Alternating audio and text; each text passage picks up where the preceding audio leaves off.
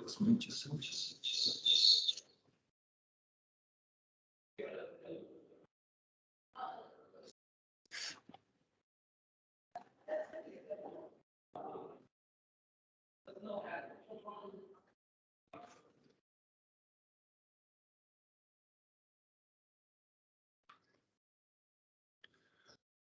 Good morning, everyone. Morning. Morning. How are you? Morning. Good, good. Good. Can Morning, you guys hear me morning. okay? Yes, I can hear you. Okay, brilliant. Can you see me okay? Yeah. Okay, I great, see great. you. So it's a bit dark in Yes, the we see you. office. Okay, hey. Nice to see all of you. Thanks for joining and welcome. Thank you. Sorry for a bit of a late start. We've just been waiting for some of the others to join. We're almost ready. If I can just ask guys to keep your video on, but keep your mics off unless you're speaking, just so that we can have less background noise. But yeah, if you can't hear or something, just put up your hand or unmute yourself and speak. So we're going to start with, I just want to do a quick roll call just to make sure that everyone that is here, we can mark you guys as attendant for this training. So I just want to go through, start with Tappy's team. Tappy, are all your guys joining individually, or are you you guys sitting in one room? Oh, so the ones that are here, they were all in one office, and only 2 are in attendance today. The other lady is working from home. She's still trying to log in. And the other 2, they haven't said anything. They're not yet in the office. Okay, cool. So let's just go through the list. So we've got Mary D. Is she here? Apparently, she sent me a message saying she won't be coming to work this morning. Okay. Houdin? Yeah, Pudin is here. Okay, brilliant. Anna? Anna is here, yes. Hi, Anna. Tapelo? Those are the only 2 that are in. I'm just waiting in for. There's one lady I hadn't sent her. There's one lady, what's her name? Portia. She's still just trying to get the. Yeah, she's in. Yeah, Portia is in. Yes. Tapela is not in. Hi, Portia. Hi. Hi. Hey, and then Batseba? She was admitted to hospital last night. She's not coming through. No problem. And then we got Deepo. Not in. Okay. Do you know if he's going to be joining? Sorry? Do you know if he's going to be joining later or running late or not in at all? I actually sent him a message. He just blue ticked me. So honestly, I have no idea right now. Okay, cool. Yeah, we're gonna just give it till 9 o'clock, and then after that, we're gonna have to lock the room. And then we can share the recording with you, so then you can maybe take it to your guys and then do some training with them individually after this. Okay. Okay, and then Gift. Gift, no, he says he's running late. I'm not sure what time.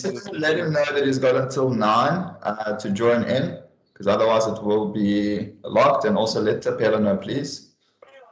No, definitely will do. Okay, brilliant. Cool.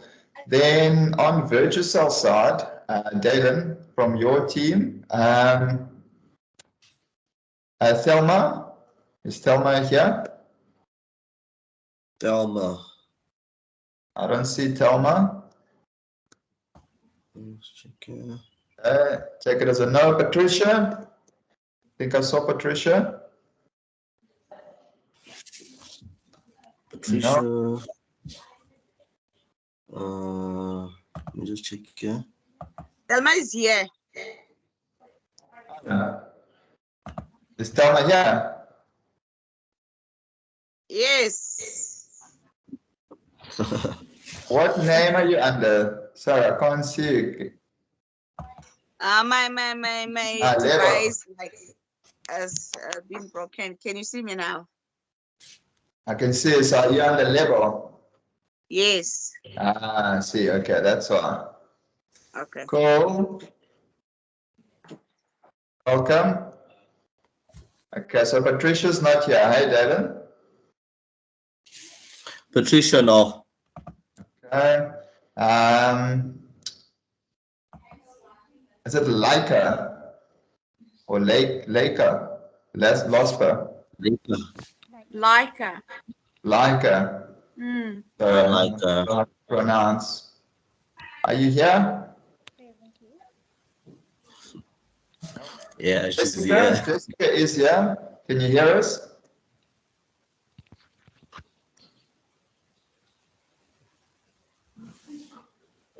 Jessica?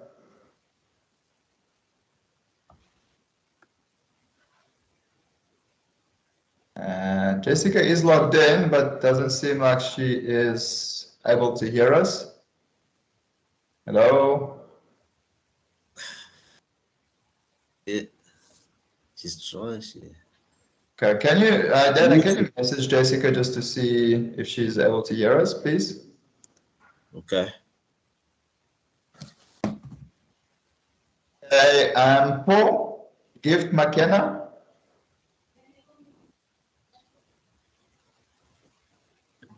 If you're here, please respond. Show us your hand, show us your face.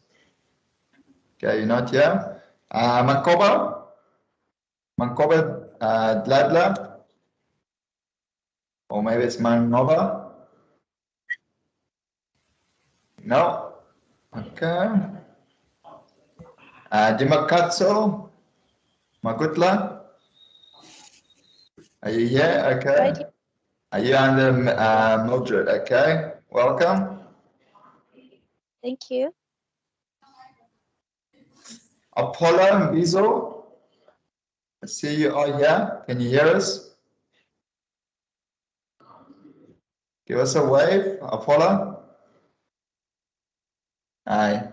There you are. Nice to meet you. Michelle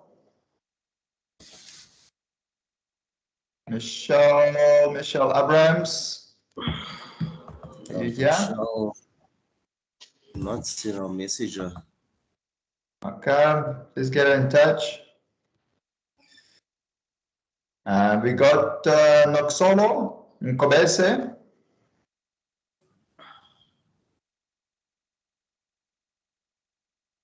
I'm here. Are you there? Hello? Yes, I'm here. But I cannot see anyone. I don't know what's wrong. You can't see everyone. Okay, that's strange. Are you on your laptop or your phone? I'm on a phone. You're on a phone, that's fine. There should be an option for you to show all the participants. I'm trying. Okay. Keep trying.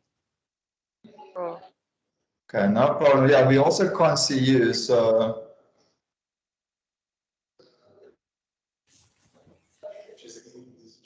Okay, I saw a message from Jessica saying you can't hear us. Yeah, we will make this recording available if you're not able to, if you're having some technical issues. But yeah, please try and sort it out, because obviously this training is quite an informative but also an engaging session where you'll have an opportunity to ask questions and engage and participate. Okay, so Jessica can hear us, and then if there's any question, then you can type perhaps.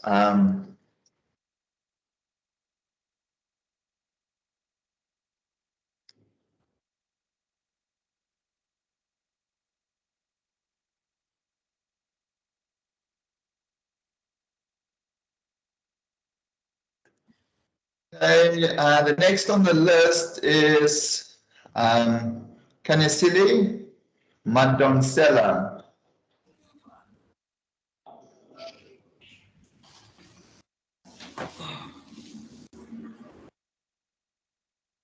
And no, Checking. okay, I can see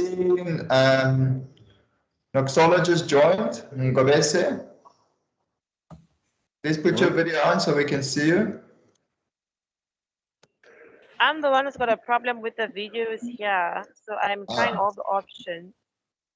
Apologies. Siyabonga Mpofu.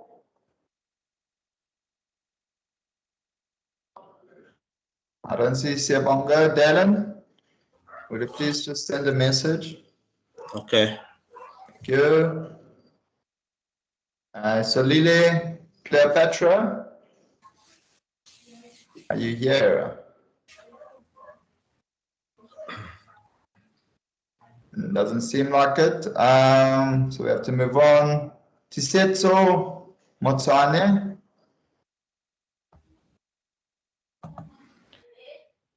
I can see you are logged in.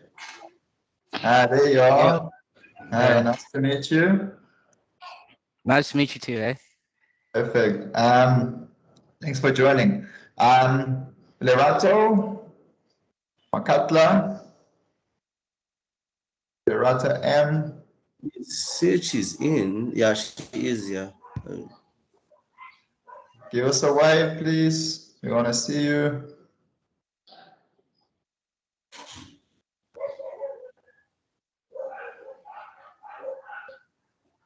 Lerato, can you hear us? Give us a sign, proof of life, anything.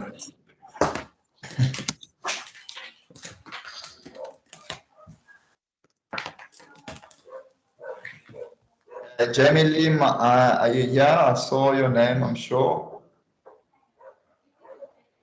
Yeah, she is. Okay, there you are. Can you hear us okay? Yes, I can hear you. Okay, brilliant. Thanks for joining. Sorry, hi, Lerato. Yeah. No worries. Is Mamsi here? Mamsi, are you here?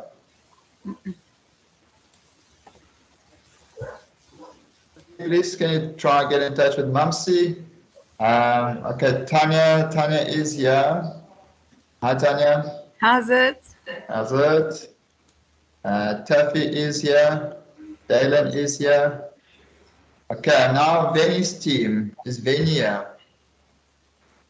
Don't see Benny. Let's check if Benny got invited.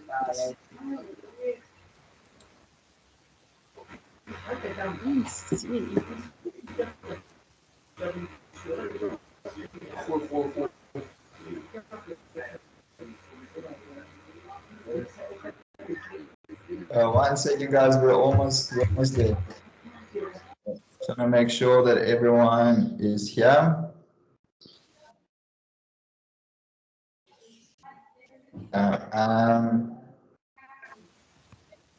Is there anyone here that is here but I didn't call out your name? Yes, Portia. Portia. Hi, Portia. Hi. Hi. Let me see where you are on the list. Portia, what's your surname? Is it Lokele? Yes. Perfect. Anybody else? Thank you. Important that you tell us that you're here because we're going to be sending you some information. So only people that attend the training will get access to that information. So just indicate whether you're here or not. So we've got some Venice team. So Sibo Nisile, are you here?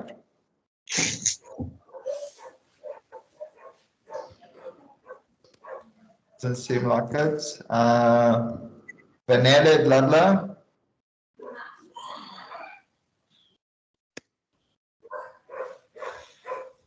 Disiwa Frida Stofela. I don't see any of the venues, guys. And then Zandili, Precious. Not here either. Okay. I will message Danny and see where the team is. But yeah, we're 4 minutes before 9, so we're going to kick off shortly. Okay. Guys, I'm just going to mute everyone, and then unless you want to say something or if you have a question, then just unmute yourself, just to minimize the background noise. Okay.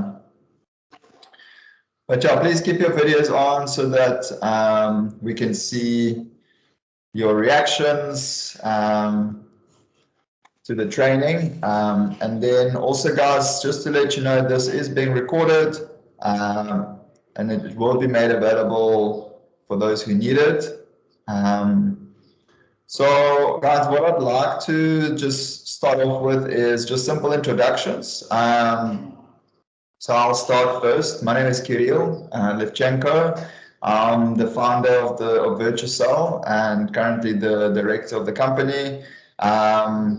Started, I'm not going to go into too much detail, but started in 2018 and been running it ever since. I'm sure I've spoken to some of you over the phone, but I think it's important and it's great to actually meet some of or put some names, faces to the names. And yeah, guys, if you need anything, I'm here to assist and support you. I'm going to introduce the other guys from our support team. So first of all, I want to introduce you to Nizam. Nizam's joined us recently, almost a month that he's been with us. He's joined us as an operations manager from Cape Town, where our head office is. So he's in my office and he will be your go-to person for anything that you need, any support to the team leaders. So he's actually going to be facilitating this training. I will drop off and then I will check in from time to time, but Nizam's going to be speaking to you guys and going to the training with you. Nizam comes with a lot of experience, just to let you guys know a little bit of a background, but I'm sure he's going to do a much better job at introducing himself. But he comes with a wealth of knowledge and experience in the call center industry, worked in many big call center operations, and led big teams. So I'm sure we can all learn from him because he comes, like I said, with massive amount of knowledge and experience. And I do appreciate your support, obviously in welcoming him to the team and just cooperating and and working together, guys. You know, we run quite a flat structure. There's no hierarchy. So we all have the same common goal in mind, and that's obviously just to do sales, quality sales, and grow the business. We all work. We're all on the same level. You know, when there's a need, we all get on the phones and speak to our customers. So Nizam has been spending quite a bit of time doing that. And actually going through the entire process, so we can create more efficiency and more streamlined operations that will help everyone achieve their individual goals, their team goals, and their company goals. So yeah, that's Nizam. We also have got Dalen here, who's our Virtusell team leader. He's got roughly 20 to 30 consultants working alongside him. He's definitely the biggest team here. Just to introduce you, I'm sure obviously his guys know him, but for those that don't, that's Dalen. Has been with us for, Dalen, it's been over a year now, definitely over a year. So yeah, he's seasoned, he knows, he's been basically with the company from the beginning. since we launched and went live in April last year during COVID. So yeah, that's Dalen. We've got Taffy, who can also introduce himself, but Taffy essentially runs a physical call center in Pretoria. Taffy and I go a long way back, many years of working together in a mutual company, and we then kind of decided to we both, I think, decided to become entrepreneurs and start our own businesses. And now we've been fortunate that we can actually work together. So Taffy's got his own team who's working on Virtusell platform and promoting, obviously, Virtusell clients' products. And in time, he will be also scaling his operation and growing his business. And adding other verticals, other products, and other campaigns as well in his team. We've also got Tanya here, who's on the call. Tanya is our onboarding specialist, so she assists with getting you guys set up and started. So she's facilitating that end-to-end process. From the time you accept your contract and then she picks up with the training, facilitating everything, all the parts involved in the process to get you up and running as soon as possible. So thank you, Tanya, for that. And yeah, we also have Nozipo. She's our QA coach. So Nozi comes from also call center background, worked with some of the biggest brands like Clientele, doing coaching and quality assurance. So yeah, she works alongside Tarai. So Tarai is also busy doing QA. He was a part of the training session yesterday. So today is Nazipa's turn. And yeah, she will be obviously working alongside you guys and assisting with anything to do with quality assurance. I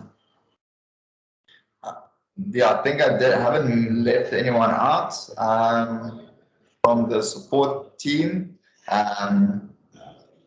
There's obviously Vinny and Brendan and so who part of the Sona setup. We did training with them yesterday. But other than that, that's pretty much all of us here. Guys, I'm going to hand you over to Nizam. This training is going to take a few hours. So like I said, just some house rules. Obviously, keep your mic off unless you want to speak. Keep your videos on so that we can see your reactions. And if you have any questions, then just obviously put up your hand and answer. Or ask any questions. Nizam, over to you. Good luck.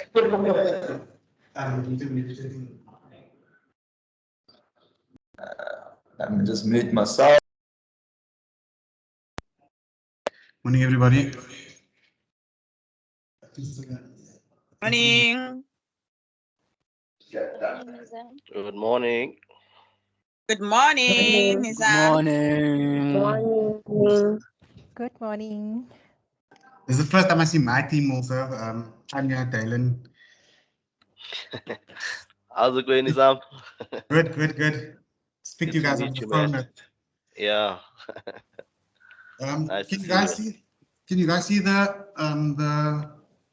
Virtusell presentation? Can you see it on the side? Yeah. Yeah, we can see it. Yep. Perfect. Can see it. So we're going to go through. Today we're going to go through induction, which we're going to talk about how Virtusell started, meet the support team again, the role, your role at Virtusell being the lead warming agents, product training, the sales process, sales approach, sales tips, and cross-selling. And then, let me see this one. Objection handling, copy objection handling, the measurements of that QA looks at, and the criteria, and then goal setting and maximizing productivity, and then how to meet your KPI measurements. So induction is founded in 2018, Virtusell. Okay, tell me how to go through this one. I'm sorry. Yeah. Because this is you. This is Okay. me.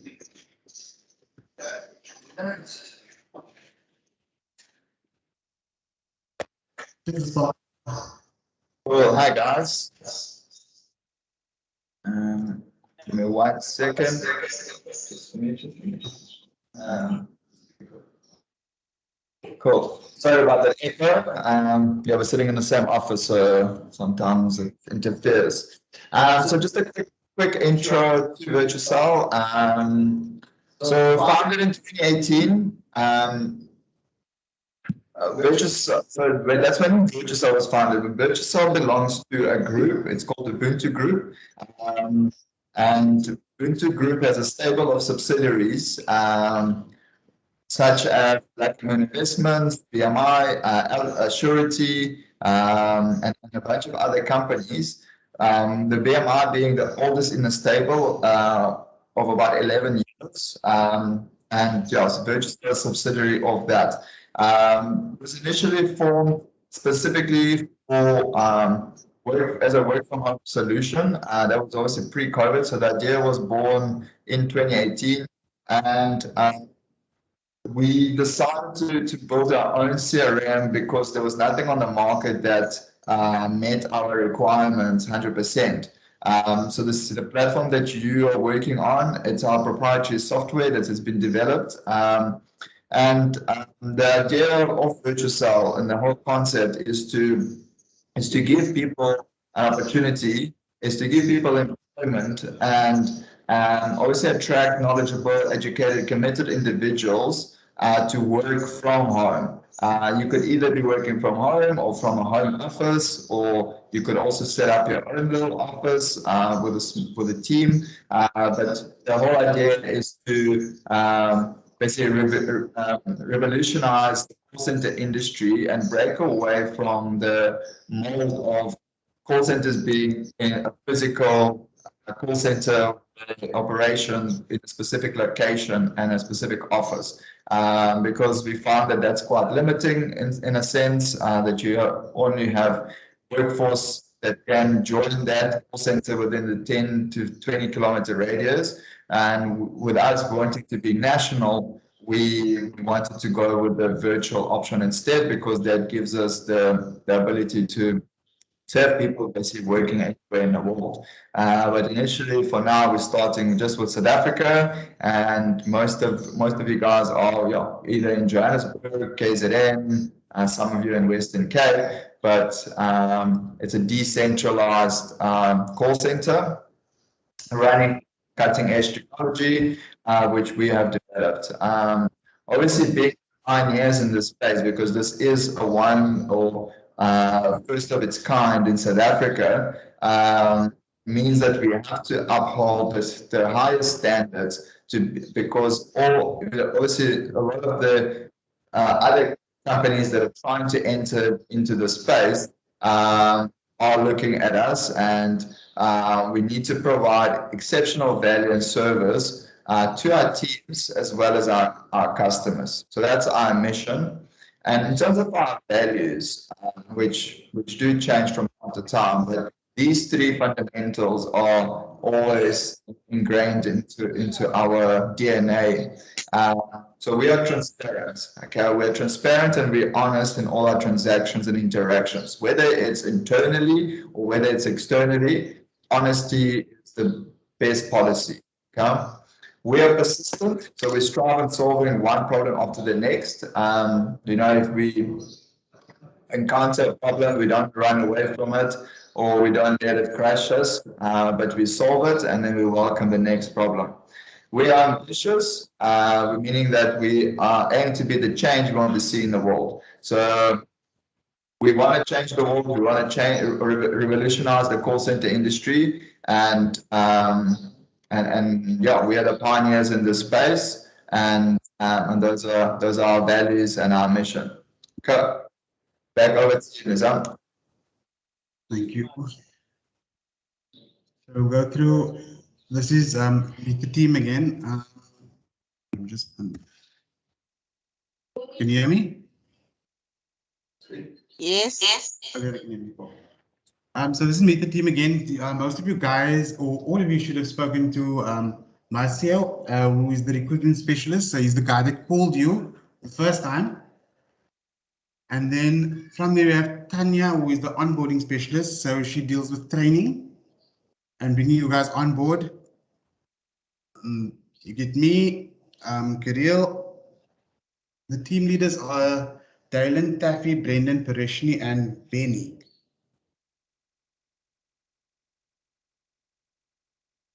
The quality assessors are Nazipo and Terai.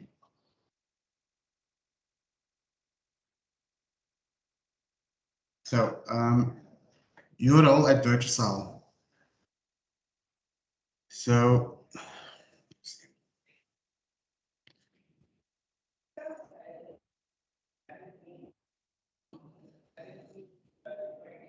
working as part of the lead warming team, the lead generators. So I'm not going to let me not read this.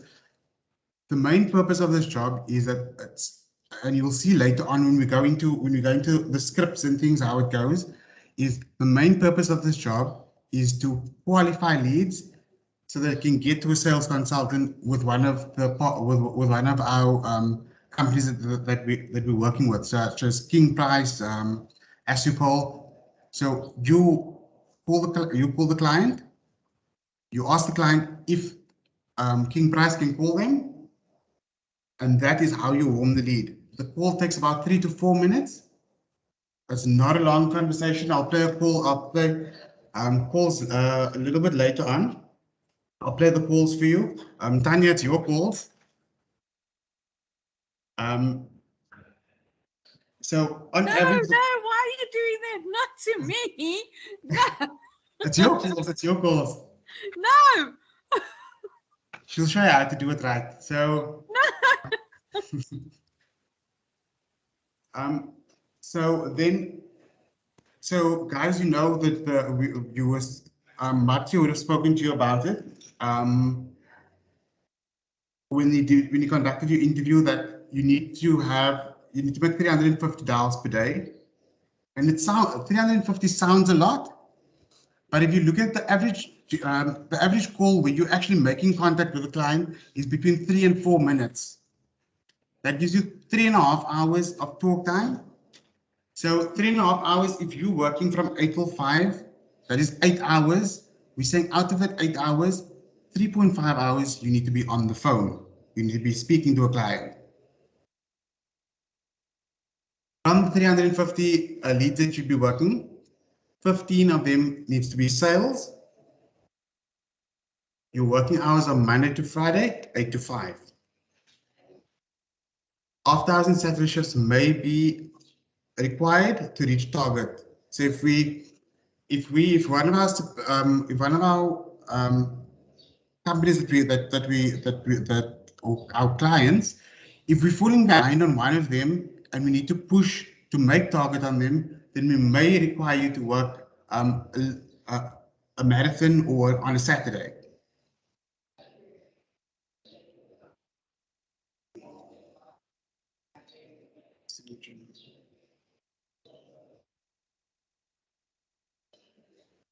Okay.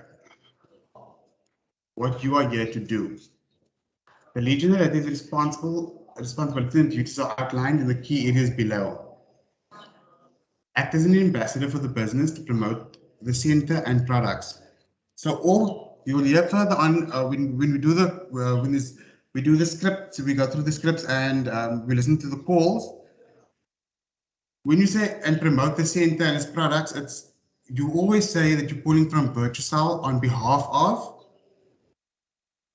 because Virtusell, we are Virtusell, and we're calling on behalf of King Price on Liberty, etc.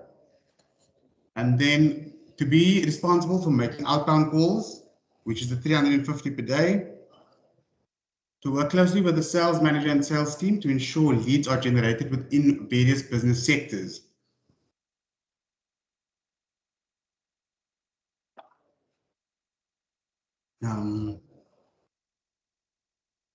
To convert the calls into new business leads, to achieve agreed personal and departmental targets captured from the calling data provided, to inform potential clients on the company's products and services, to gather relevant consumer information, to use company databases to gain potential leads, to proactive in identifying opportunities for business, to input and maintain consumer information onto the company database.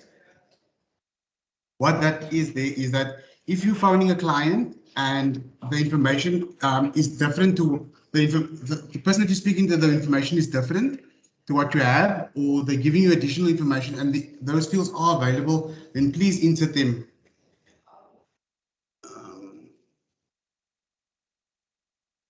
To always ensure consumer satisfaction, to deal with telephone queries, to build a relationship with colleagues and clients, to deal with the clients in a professional manner at all times aligned to our brand values, to ensure service is prompt, polite, professional standards are kept, to assist with other departments as required.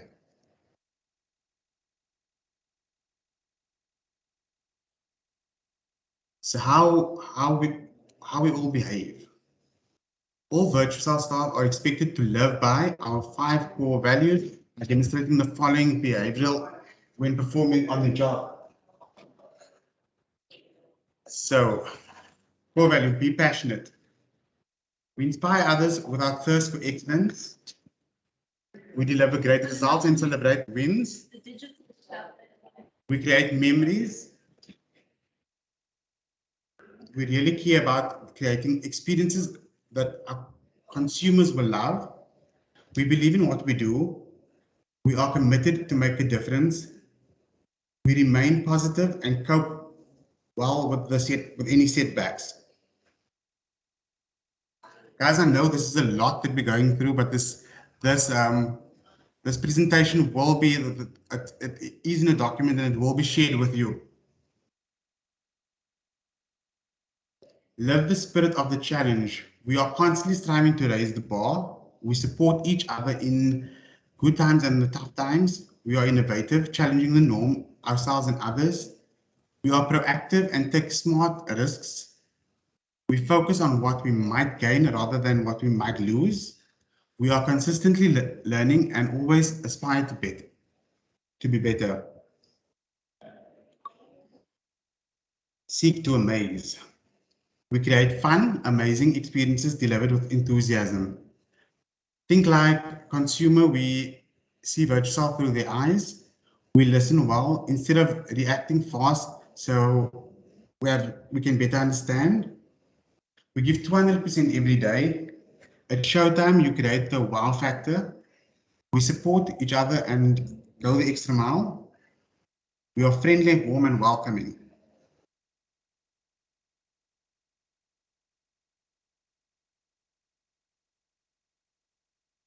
Do the right thing.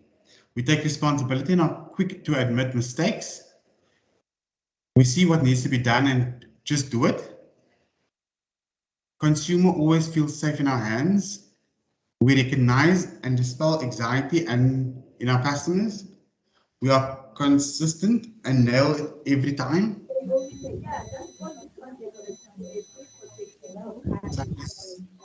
Somebody's mic is on.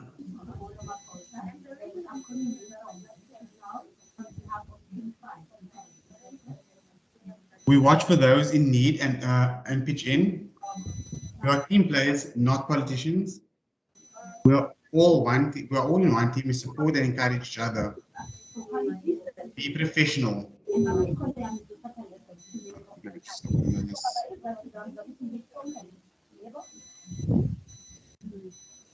whose mic is on there?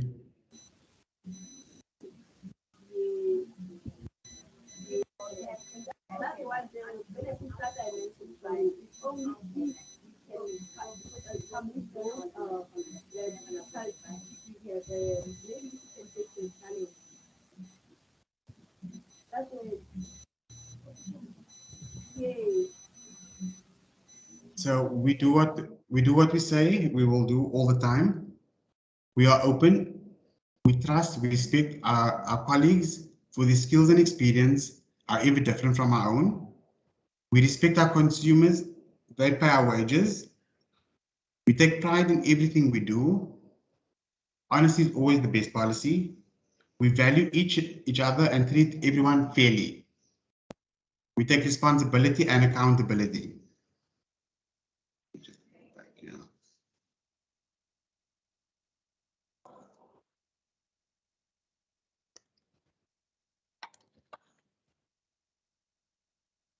Okay, so how performance is measured?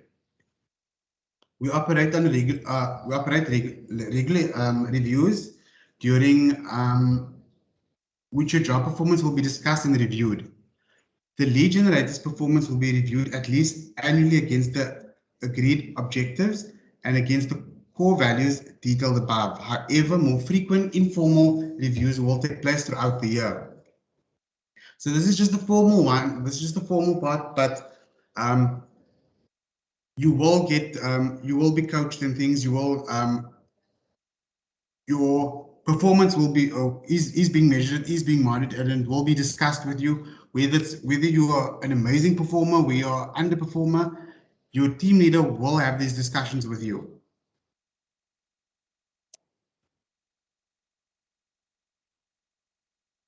So, product training. So currently we have 8 active campaigns and growing. Each consultant is required to complete our online product training for each campaign.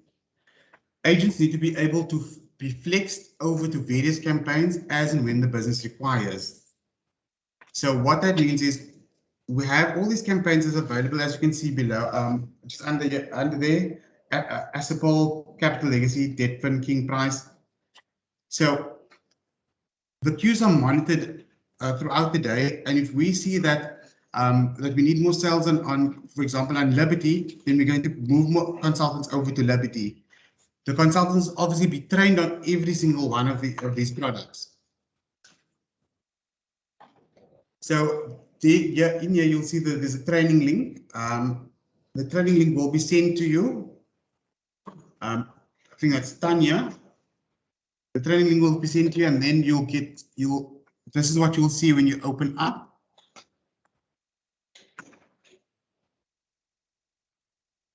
Let's open this quickly.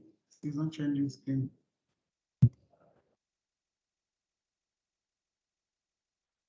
So a little bit about the companies that we service. Asapol, everybody's heard of Asapol. It's funeral. So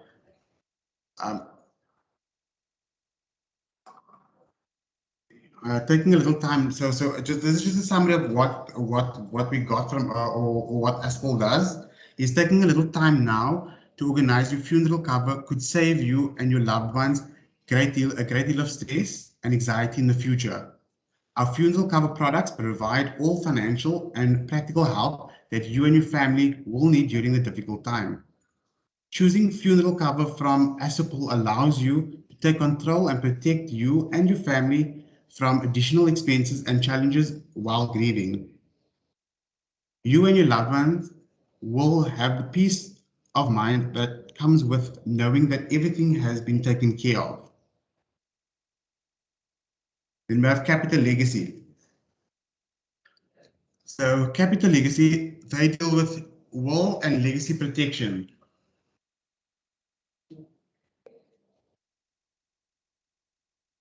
Can't you see it? I've dropped out. So along with the heartache of death comes a variety of additional burdens in the form of legal fees and expenses, which need to be taken care of by our loved ones. Understanding these legal fees and expenses can help you prepare for them and ensure that these costs are covered and the burden on your loved ones is alleviated.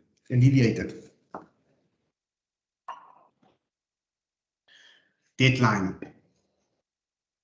Get professional help and your finances back on track. Reduce your debt with South Africa's leading debt review company. King Price, we have the vehicle, we have the car insurance and the warranty.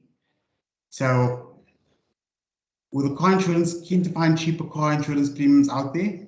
The King Price Insurance has your back with a super cheap premium that decreases monthly. No, we're not joking. Then the warranty. Our Royal. Oh, I think it was supposed to be our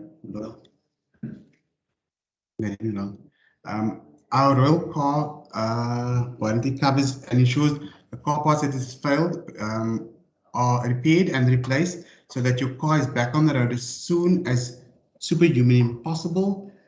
That's our responsibility. So it's your responsibility to make sure that these parts are serviced and maintained as they should be.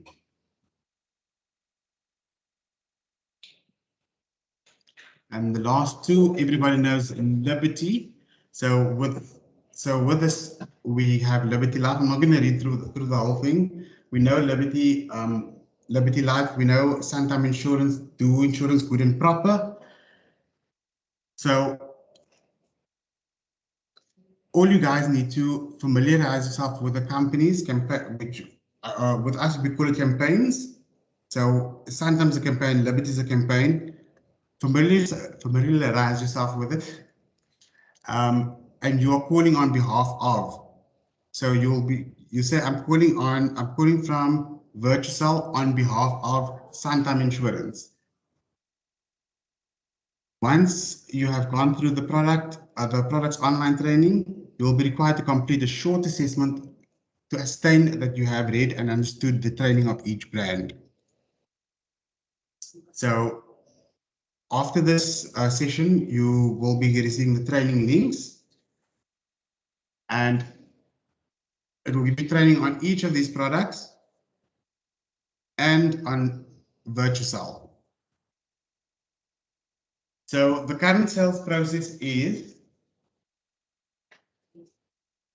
the lead owner will call the prospective client, pitches the campaign, check if the client qualifies. So that's the qualifying questions that you will see. If the client doesn't qualify, you do a cross-sell and it goes back. So you pitch again, you pitch the next product. If the customer does qualify, you complete the sale. Then it goes to QA, which is Nozipo and Terai. What they do is each and every sales call that you've made, they need to qualify that in order for us to send it to the client. So they check that you're saying everything that you're supposed to be saying, and you'll see later on what all the questions that they, all the tick boxes that they need to go through before they can qualify your lead.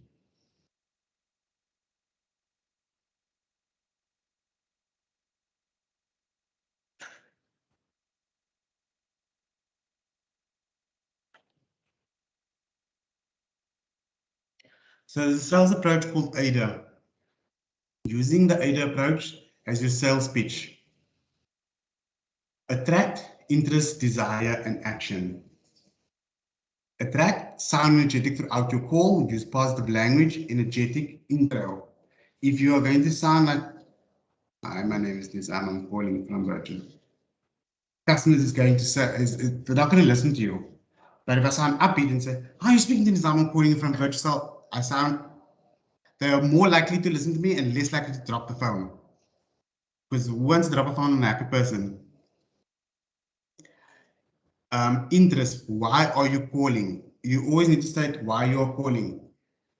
Desire, create a need for what you are selling. So that is where you're having this conversation and you're saying why you're calling, and then you create a need for why. So what you're calling because of, and this is what you can offer them. Action is qualifying and closing the sale. use words such as I, will, instead of the company, because people buy from people, not from companies. Every call is a sales call. Either you're going to sell to the client, or the client is going to sell you a reason they don't want what you are selling.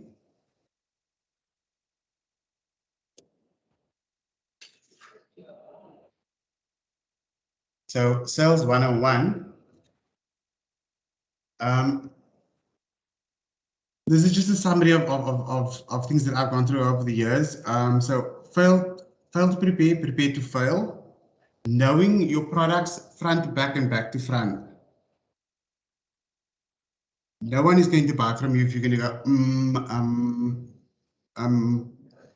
you need to know what's going on. So yes, we're going to give you all of this training. We're going to tell you about Asipol. We're going to tell you about all of these companies. But if you don't know what's happening in the market, then if a client's going to ask you something, you're not going to know you're not going to know how to respond. So you are in the industry, you are in financial services, you are in insurance. Read up about the things like that, then you can know also what competitors are doing. Listen to your clients tell you things about the companies that they are currently with, what they're getting offered. Make notes of them, keep it.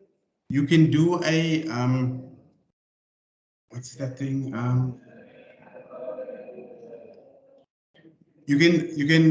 We can do a competitor analysis to see what is it that our products are the insurance companies that we represent, what is it that we offer that the other companies doesn't.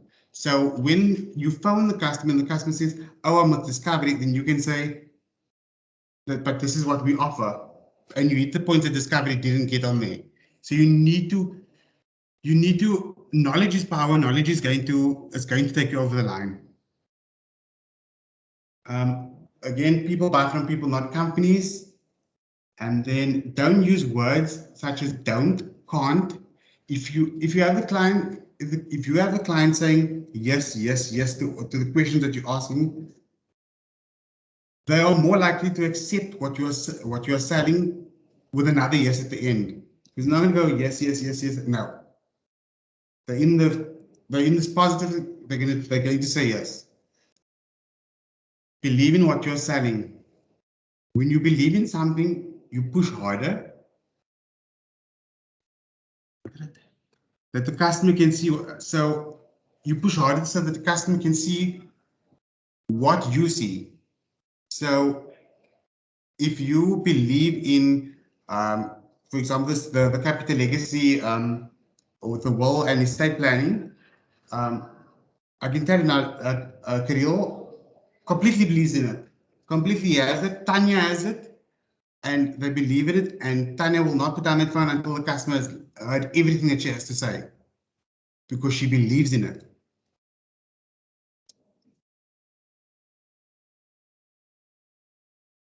Say things like, what I'm going to do for you. So in the pitch you'll get, so you say, what I'm going to do for you is I'm going to have a King Price consultant contact you with a free quote who tomorrow work for you. That is better than asking, can I get someone to phone you? You need to be, as a sales consultant, you take control of the call. So you are giving the customer really no choice almost to say, what time are you free? What time would you be free tomorrow? Or can I call you tomorrow? Every no is another step closer to a yes. The more you dial, the more sales opportunities you will have. Listen. Often clients tell you what they don't want, but listen closely. Sometimes they do tell you what they do need and want. Information overload. Do not rattle off all benefits upfront. It's a lot of information to give someone in such a short period of time, and they'll probably think no, they don't need it, or think about it. Save the benefits. So when you get the objections coming through, if you used all that benefits upfront in the pitch, you're going to have nothing to save yourself to get out of it. You need to keep benefits. So generally, you in the upfront pitch, you do about 2 or 3 benefits, and then the others you keep for when there is an objection, and you promote that. Buying signals. Whilst we all get annoyed that customers ask so many questions, questions mean that the customer is showing interest. They're not going to ask you things. They're not going to ask questions if they are not interested. It should always sound like the customer is speaking to an old friend. Be relatable. And lastly, don't forget to be awesome. So I think, Kirill, this is I'm on slide 17 already. Yeah. I'm going to break for 15 minutes. Yeah. And then, because the next one that we're going to go through is your pitch guide. So it's the video links for them. Okay. So the time is now. Guys, can everybody be back on? Yes, I'm just going to, I'm going to leave this open, mute your mics. And can everybody be back by 5 to 10?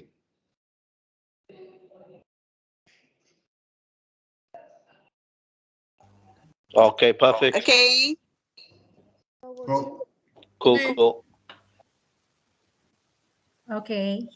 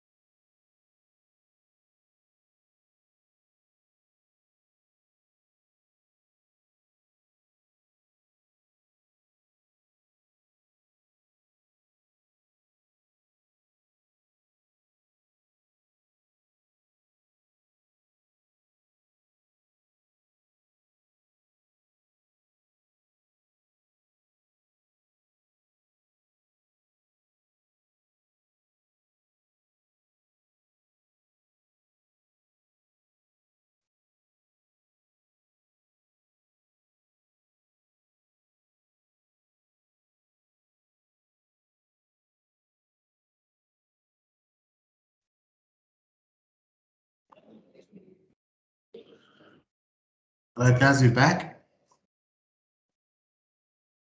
Yes. Let me just turn up my volume. So, your pitch. Less pitch, more conversation. So yes, there are things that you need to say that you need to say verbatim, but you do need to make it a conversation that you're having with someone and not just you reading from the script all the time. Now they ask you something and you're like, where was I? It will get there in the beginning. You will sound robotic and scripted until you are comfortable and you create your own pitch. So in the beginning, it's okay to sound scripted and robotic. I did. Katania's laughing. So because you don't want to mess up. You want to say everything you're supposed to be saying. Another customer throws you a little bit off and like, where's that? So it's normal. You're gonna get nervous. The thing is that they can't do anything to you on the phone. They can't do anything to you. If they're going to swear at you, if they're going to drop the call, if they're going to... They don't even remember your name, so you cannot take this personal. In this, you cannot take anything personal at all. All that you do is, you still have another 300 calls to make for the day, you move on. The person doesn't know you, the person doesn't add any value to your life because they didn't take out anything with you. So just, you need to move on. It sounds cold, but you can't be soft in this. And like I said, it's not personal. They don't know you. The next is buyer's needs come first. Find out what the customer needs and wants. Often they tell you, like I said before, you need to listen for it. Tell a story, create a connection. You can be anyone on the phone. Reinvent yourself. You don't have kids, but the client does. I have two of my own. That you can say, you cannot. About yourself, please don't say like, don't say things like you're a prince or a princess from some. Be realistic when you're trying to make a connection with the customer. You can hear the customer that has children running around, and you're like, oh yeah, how many little ones do you have? It's just so that you can connect, and you say you have children, but you don't. It's just to create that connection with them, so that so that you can become relatable. So it's almost like, oh, you're a mom, I'm a mom. I'm using this product. You can, if they say it's their birthday, your birthday was 2 days ago. My birthday was every day of the year already. Just so that I could build a connection with the customer. It's okay. So I hope this is gonna work.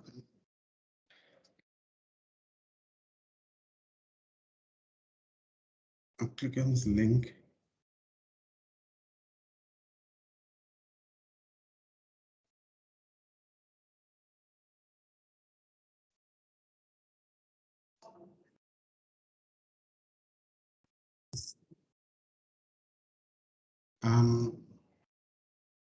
Could you guys hear that?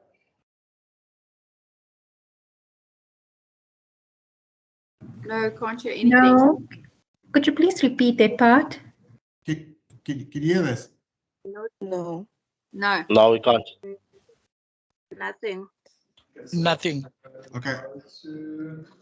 Nothing. In a second.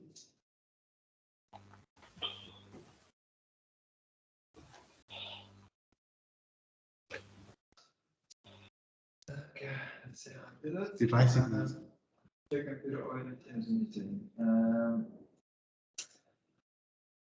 Select share content.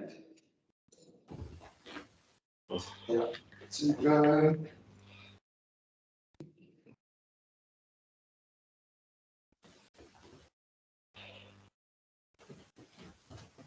Then you do that.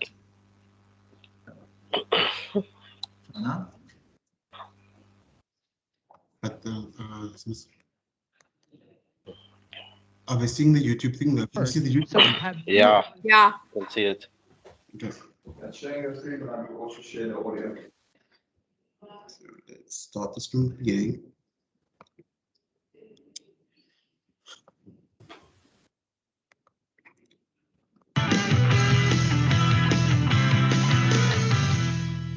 have you ever noticed? ... Remember, the second person is first. So have you ever noticed? You know how. I'll never forget when, and doesn't it seem like?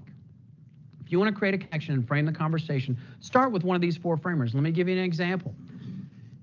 You know how Warren Buffett wrote that letter in the New York Times where he talks about how he pays less in an effective tax rate than any of his employees? Well, that's what I do. My name's Chris, and I'm a CPA, and I help my clients, they're high net worth individuals that live in West Texas, to make sure that they never pay more than 20% as an effective tax rate on their returns. Now, I'm not sure if I can do the same for you, but if you're interested to learn more, let me give you my business card. Let's connect on LinkedIn. Let's go have coffee. Let's talk about how I can make sure you maximize your value when it comes time to deal with Uncle Sam next year. Have you ever noticed, and it's a universal truth that people notice, and even if you didn't see that letter that Warren Buffett wrote to the New York Times, everybody knows that higher net worth individuals typically find ways to make the tax code work to their advantage. Compare that to, hi, my name's Chris, I live in Sweetwater, I'm a CPA, and I help people save money on their taxes. Which one makes you say, tell me more? Which one makes you go for the 5-hour energy drink just so you can make it through the next 2 minutes? Think about it. Okay, guys, so that Monica, I just sent you the email with. so that is again what, like you said, when you reinvent yourself, sound interesting, sound relatable, to create that connection with the customer. Let me just do the next video. Hello. Yes, hi, how are you? Morning. Good. Yeah. Yeah, that's right. I'm just joining.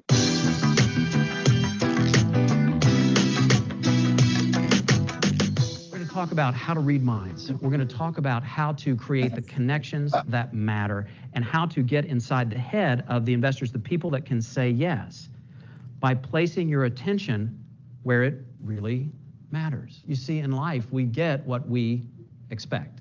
So where we put our focus is where we find our results. So how do you adjust your focus in your elevator pitch? Let me share that with you. You know, typically when people begin their elevator pitch, they start off with I, me, my. They talk about their accomplishments or the features and benefits of the software or the app or the medical device or whatever it is that's their magic that they're talking about. You know what I'm saying? This is called first person, right? First person. You remember from high school English class when you read The Tale of the White Whale by Herman Melville, Moby Dick? And the first three words of that very famous novel start off with these three words: call me Ishmael. First person, right? And it's so typical when we start off our elevator pitch, we start off in first person. We start off with our name, rank, and serial number. Hi, my name's Tom. I'm a CPA. Help people save money on their taxes. Super. Don't start off with your name, rank, and serial number. Don't start off talking in third person. Don't start off talking in third person. He, she, it. You know, and by the way, I just said three words. I don't want you to think that I violated ACU's policy. Three words: he, she, it. Give me 1 second. We talk in third person about our company's capabilities, right? But there's a focus that's more important than that. Ready? Here's when your story gets interesting. When you make the second person first. The second person first. What is second person? You.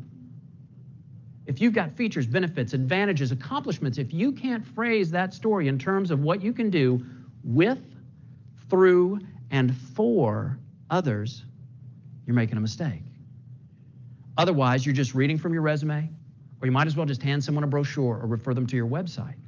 You've got to make the second person first. So, as you think about your elevator pitch, as you think about what investors want to know, why you, why this, why now, how can you make the advantages of your solution meaningful and compelling to your listener?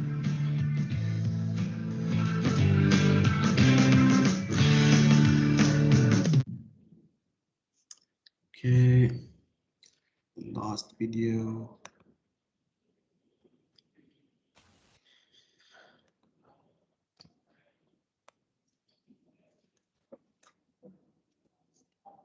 Become an employee of this firm, you will make your first $1 million within 3 years. I'm going to repeat that. You will make $1 million.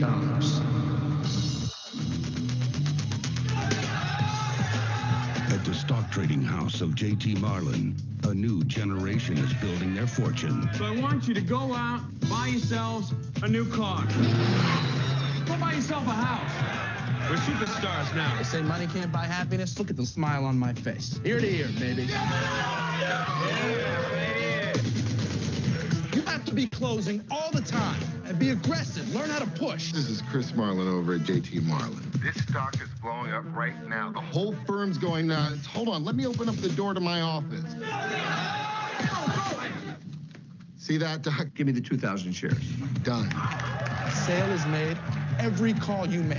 The only question is, who's going to close, you or him? You can be whoever you want to be on the phone. I'm 46 years old. I have 22 years of market experience. The whole place is going nuts. Well, you see, we deal in stocks that really move. I am your kid's college fund. Yes, my first account, baby. You're one of us now. This kid is really good. God, he's going to go down hard.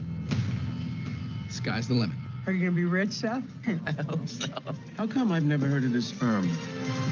I saw John shredding a bunch of documents. So why would you want to look too deep into something? I mean, you're not curious? What are you doing? Man, these guys are no joke. I figured out how Michael's making his money. We're selling stock to companies that don't exist. FBI, we'd like to talk to you about your relationship with Seth Davis. Somebody tells you they got money problems? Wrong answer. No. I want my money back. I'm sorry, Harry. I can't do that. You're destroying people's lives. I want to get out of the firm. I don't care what you do anymore. Just get out of here! Seth Davis here. It's time, Seth.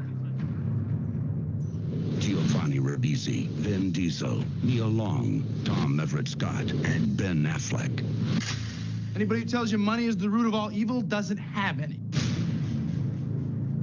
Welcome to the new American dream.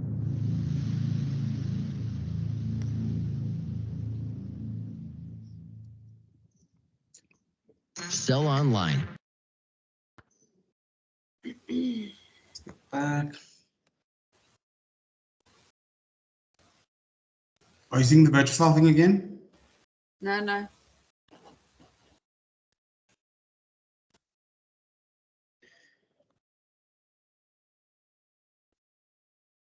Is it Yep. up? Yep. Cool. Yeah. So the reason that I showed that is the environment. Like you said, you can be anyone on the phone. You'll see that there's a line that I took out of there, and I've used it for years after watching that movie. Is like when you make the call, there's a sale going to happen either way. Either the client's going to sell you a reason why they're not going to take it, or you're going to sell them a reason why they should. It's such an environment that if you're a salesperson, you need to be hungry. You need to want more. You need to want. When I was selling, I was greedy for money.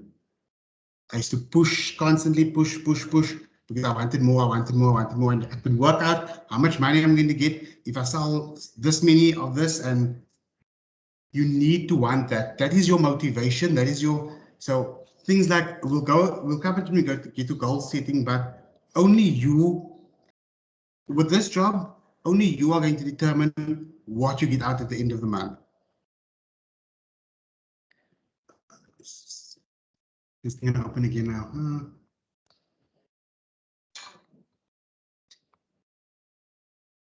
Is it showing the Virtusell screen?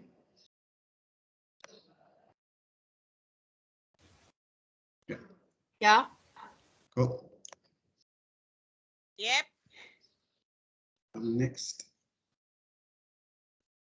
So, cross-selling. So should a client not qualify for a product you are selling, you need to cross-sell to another product offering. For example, I'm calling you from King Price Insurance with regards to a warranty.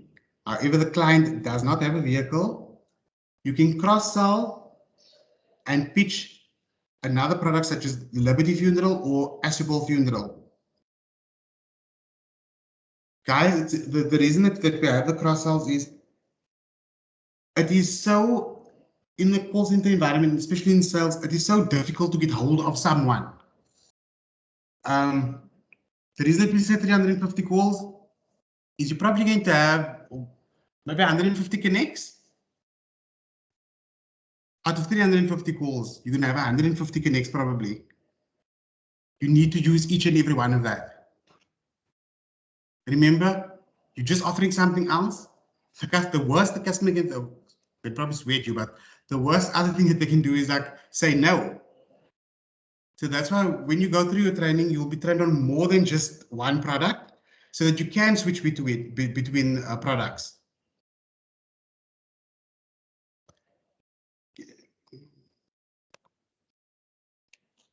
The objection handling.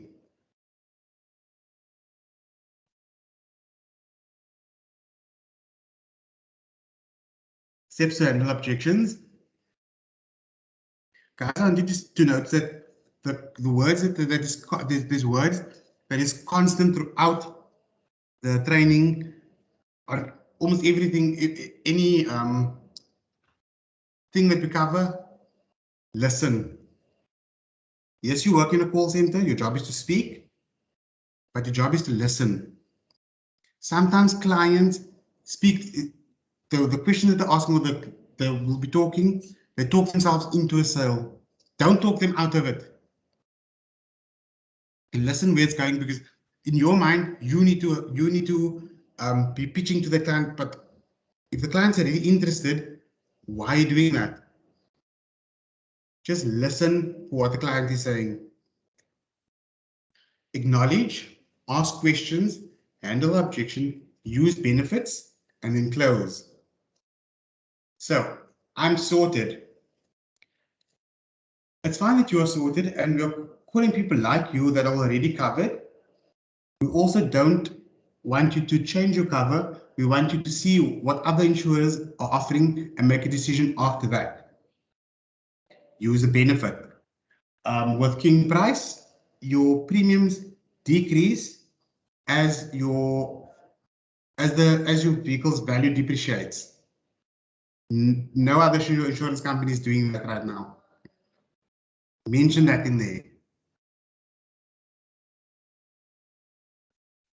I'm already covered. That is great that you are covered, and to me it shows that you are well organized and you care over your well-being. Why is it twice? So we don't want to. With this, guys, this isn't a hard sell. It's a conversation. Something that Tanya will say there is when they say they're already covered, is that so what's the harm in shopping around and just seeing what else there is? There's no harm in it. You're not by saying yes. King Price can call you. You're not accepting it. You're accepting that you can get a quote. That we can call you to give you a quote. Remember, you're not pushing a sale, an actual full-on sale. You're pushing an interaction.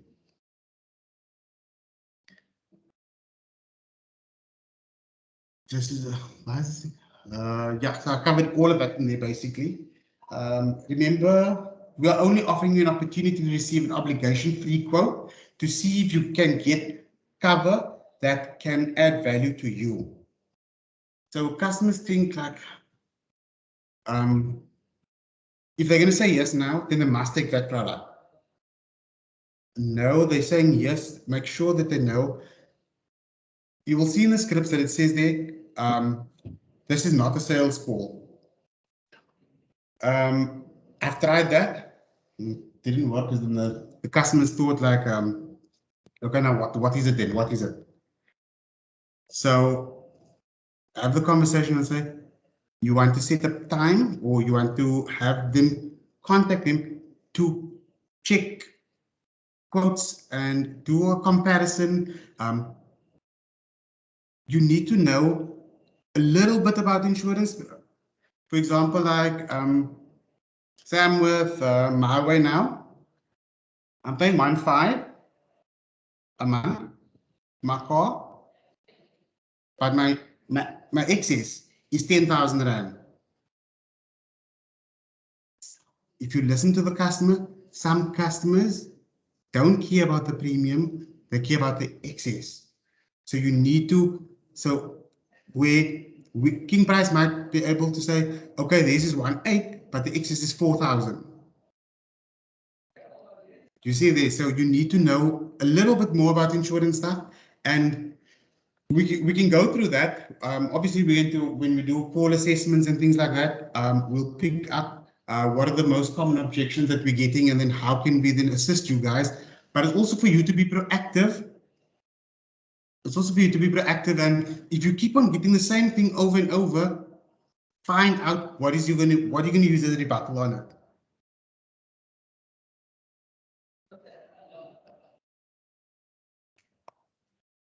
I'm not interested.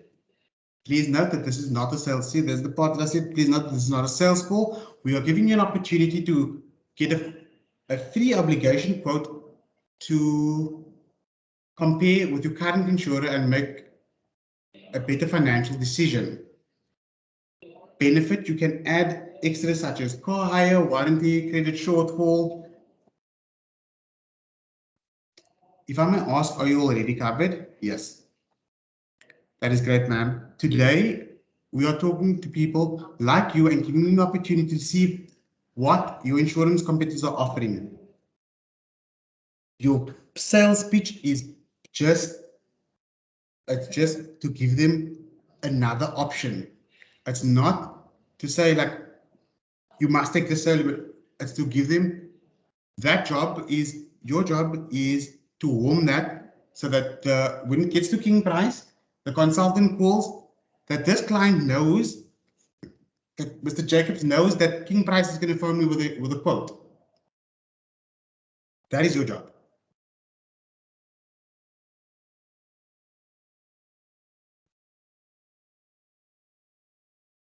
Poppy objection handling. So I'm not sure if all of you guys know what Poppy is.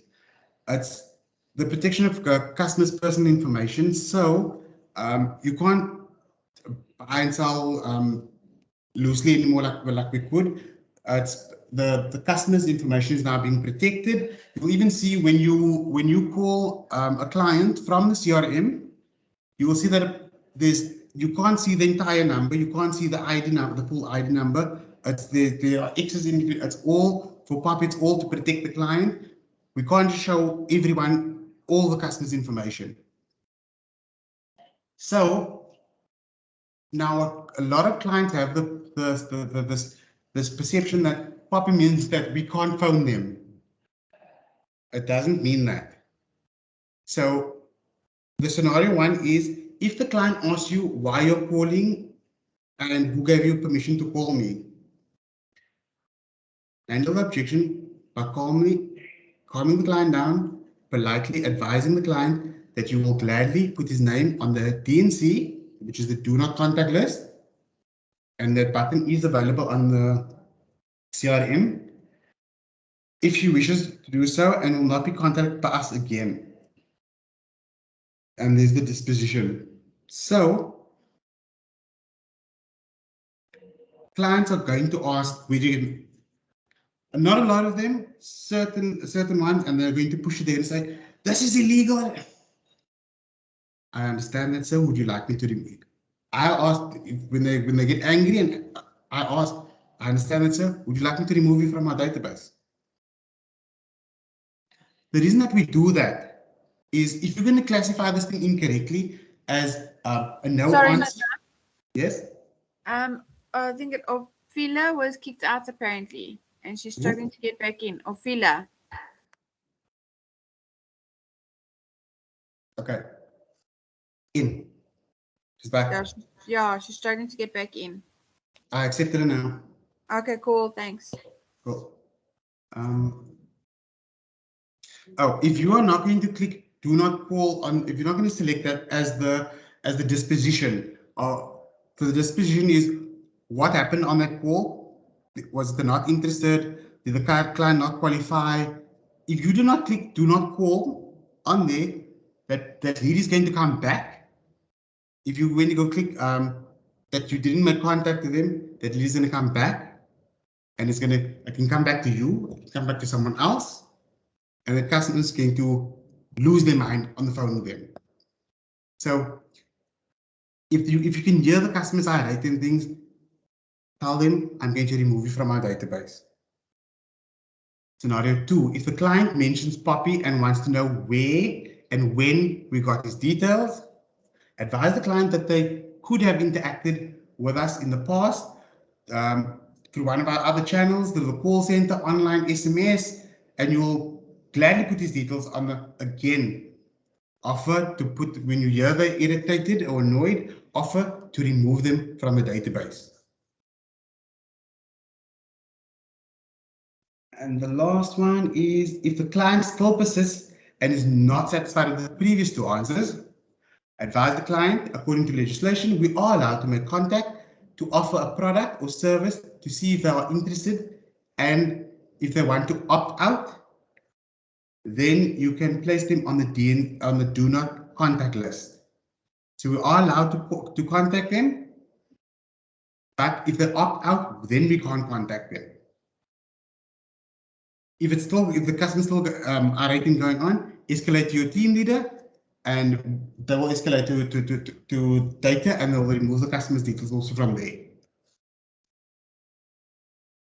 So next one, QA scorecard measurements. So every sale that you make, every single sale is QA'd by Nozipo or Tarai. When they listen to the call, these are the things that they mark you on. Agent is not talking in the background while the call is connecting. Guys, if I'm sitting here at my desk now, I'm gonna start calling now. whether it's at home or I'm gonna start calling now. I can't be having a conversation on this side here. That the call, it starts recording the minute the phone starts ringing, it starts recording, and we can pick up all of those things. You are sitting, yes, I understand that you're not sitting in an office and things like that, but you need to be focused. You are, it's not your office, but it's your work. Because you might say something on the or say something and then it's being recorded, or the customer picks up and you didn't hear. So it's just keeping that level of professionalism. Agent started the call in English and not in vernac, meaning all calls must start as English. And if the customer then asks, or the customer needs you to change the language to something that they can speak, then you can do it. But all calls must start as English. Use verbal handshake and follow the script introduction. So that is the intro on the script. We'll get through that. It's basically hi, I'm Nizam. I'm calling from Virtusell on behalf of King Price Insurance. And then you follow the script. There's a process. There's a flow to the script, which is you don't go from Avis Nizam to immediately to benefits. You need to say where you're calling from, why you're calling. There's a flow to it. If you're going to jump up and down, you're going to confuse the customer. And it is being marked down by, it's all about the customer experience also. Adjust the tone and pace to match customers. If the customer sounds like, this is Nizam, yes, you go, you can't be hyper, and you need to adjust so that you remember your objective is to connect with the customer. If you are hyperactive and the customer is speaking like a normal conversation, they're not going to listen to you. So it's trying to get trying to get onto the customer's level. Mention at least 2 or 3 benefits before asking qualifying questions. So there are instances where I'm calling from Virtusell on behalf of King Price Insurance. I would like to give you a quote. Okay. You need to still say that you need to give 1 or 2 benefits, or sorry, 2 or 3 benefits, such as the decrease monthly decrease installments because of the depreciating value of the vehicle. You say that you need to say that on the call. And guys, guys, for the life of me, even at my previous company, I do not know why we don't say that the call is being recorded. It's you every day. It's like waking up in the morning, breathing. On every call, you just say the call is being recorded. We've picked up that yes, you in the script it says there that you can, or you must just say that the call is recorded. Wherever it is in the call, it doesn't matter. It does matter, because if you're saying the call is being recorded at the end of the conversation, the customer didn't know that the call is being recorded. They could have spoken any nonsense to you. So tell them up front before you move into the qualifying question. So you call, you pitch, you give the benefits and things. Customer's interested. Please note the conversation is being recorded. I'm going to ask you a few qualifying questions. Does the agent ask questions in the right order and a courteous way? So like I said, the flow needs to be like the script is. Does the agent get a clear yes or no for qualifying questions? It is important when we go through the script, guys, that you get a yes or no, clear, not Customer needs to say yes. Is your salary more than 10,000 Rand a month? Yes. Does the agent listen to the customer and respond in an appropriate manner? Listen to what the customer is asking and then respond. Don't just respond to it for the sake of responding. Address whatever the customer is saying. Agent is not leading the client in any way.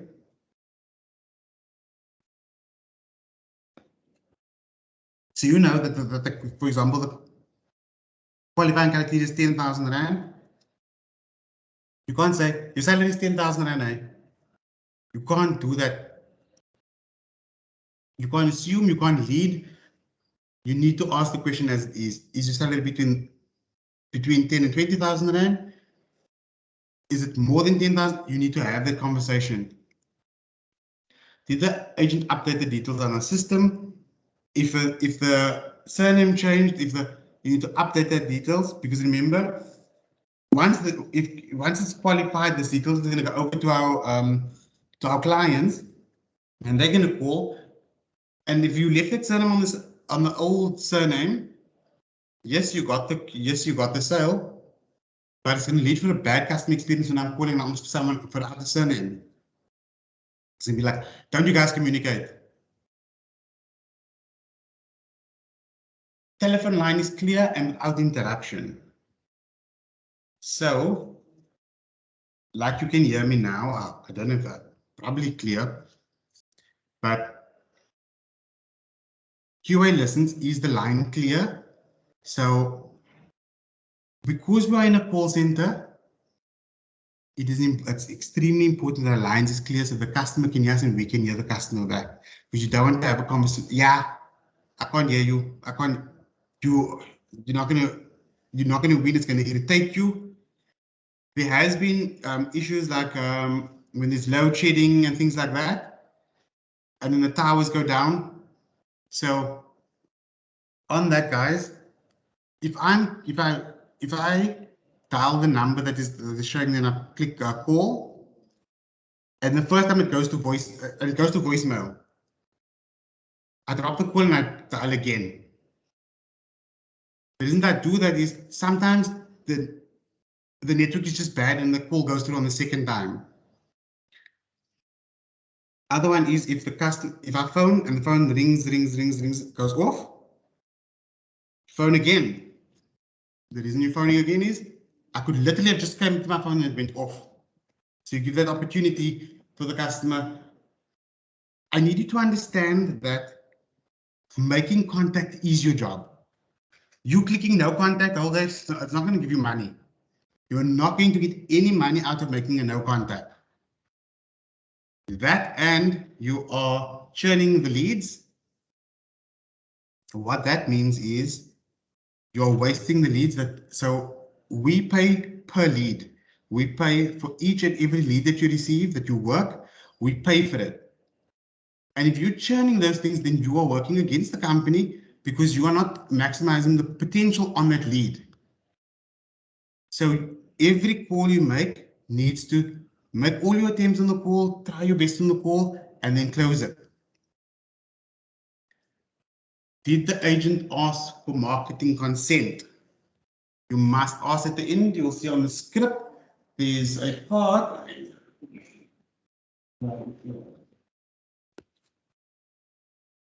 Other desk. So there's a part that basically says like, do you give us permission to contact you regarding? Do you give us permission to contact you in the future, as third parties, via telemarketing for any future products or services? So you need to ask the question. If the customer says no, it's okay. It's okay still. It's okay. Didn't hurt you, but you need to ask that question because we need permission to market to them in the future. This is via phone, SMS, telemarketing, and email for us and third parties. When we say third party, we're talking about our, for example, like our group. Kirill told you earlier, we're part of the Ubuntu group. The Ubuntu group has BMI, Black Moon. Third party could mean one of them. So with getting that consent, you give us access to more data that we can use as a business. Let's see. Next one is QA criteria.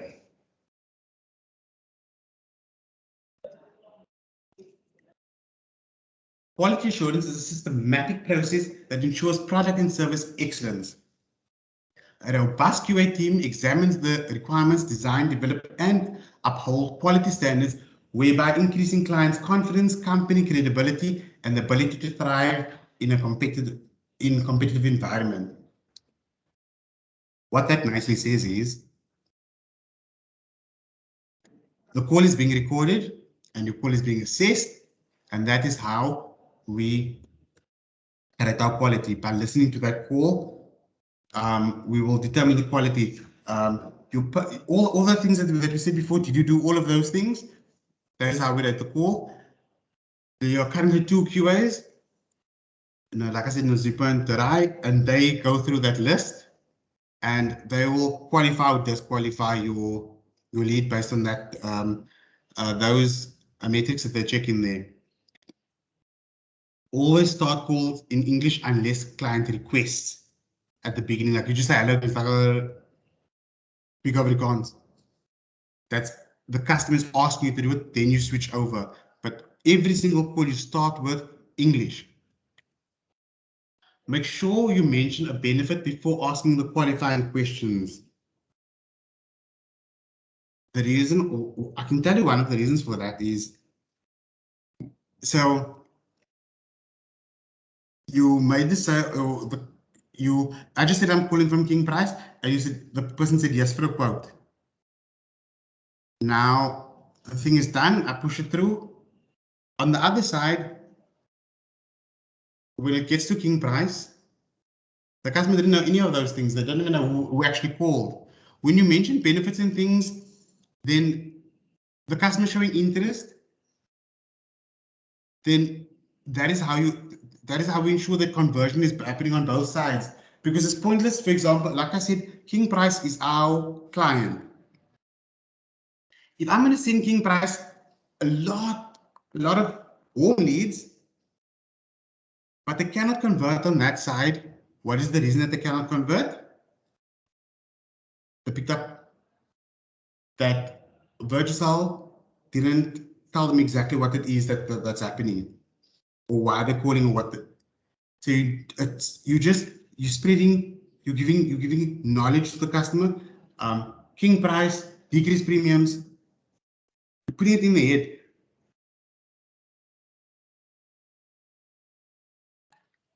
Again, when asking qualifying questions, make sure you get clear yes or no.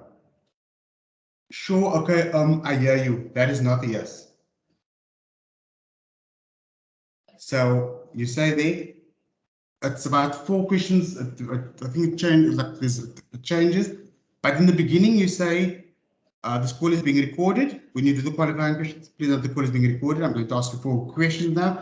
I need a clear yes or no answer from you. It's only yes or no, not I ask you a question, you say, I will see. It's yes or no. Do your intro as per your script. Cars that are used for business do not qualify.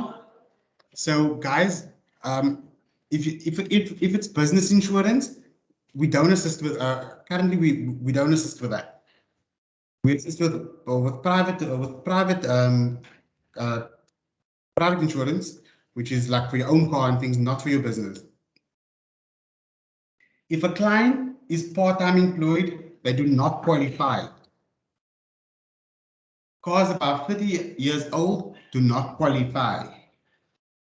Salary bracket must be 10,000 Rand after deductions. You can't say, is your salary, you can't say, is it 8 to 10,000 Rand or above?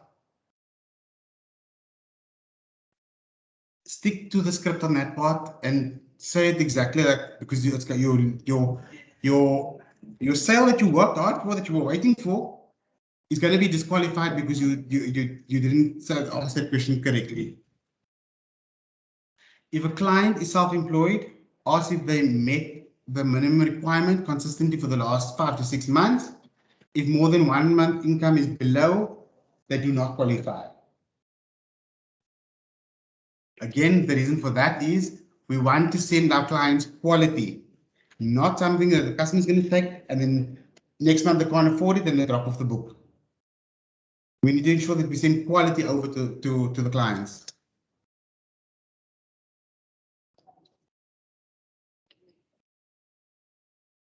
So, if a client has been quoted by the insurance company you are pitching for, so are you, for example, King Price? Are you currently a client of King Price? No. Have you been quoted by King Price within the last 30 days? No. Then you can continue. If it's yes within the last 30 days, you can't desist. What you can do is you can cross-sell.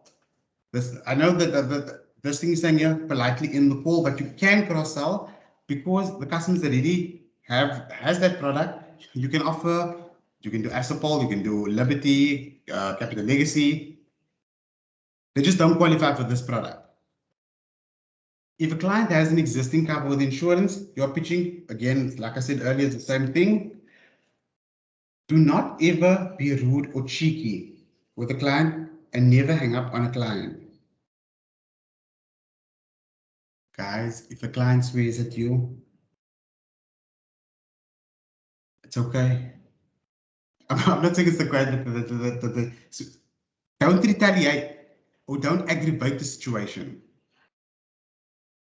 You can have the conversation if they're angry and upset and they're swearing at you. You advise them that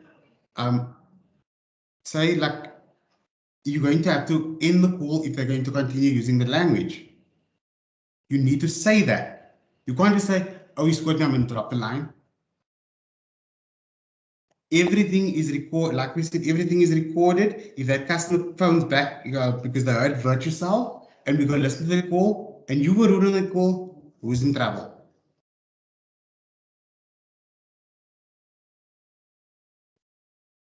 Do not sound as if you are reading from the script to the client. Memorize the script to make it sound natural.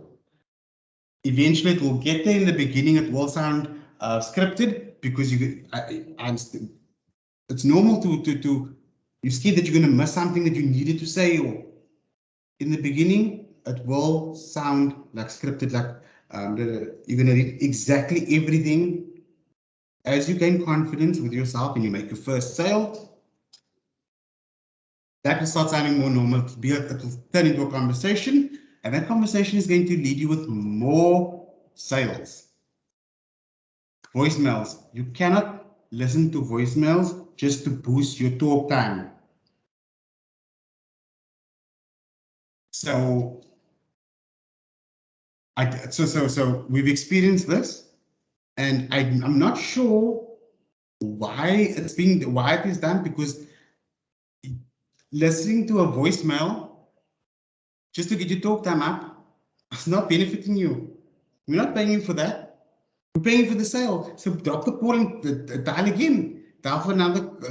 You get paid for sales, not for listening to a voicemail or increasing the benchmarks like talk time, how many accounts you work through the day. That all ties in to get you to your target. It's all measures to get you to make the 15 sales a day. So if you're listening to a voicemail, you're wasting your own time because you could have been on a call closing a sale. Handle all objections only twice. You can ask a client why they're not why you're not interested. That is being you can ask the client why you are not interested. That is being rude. So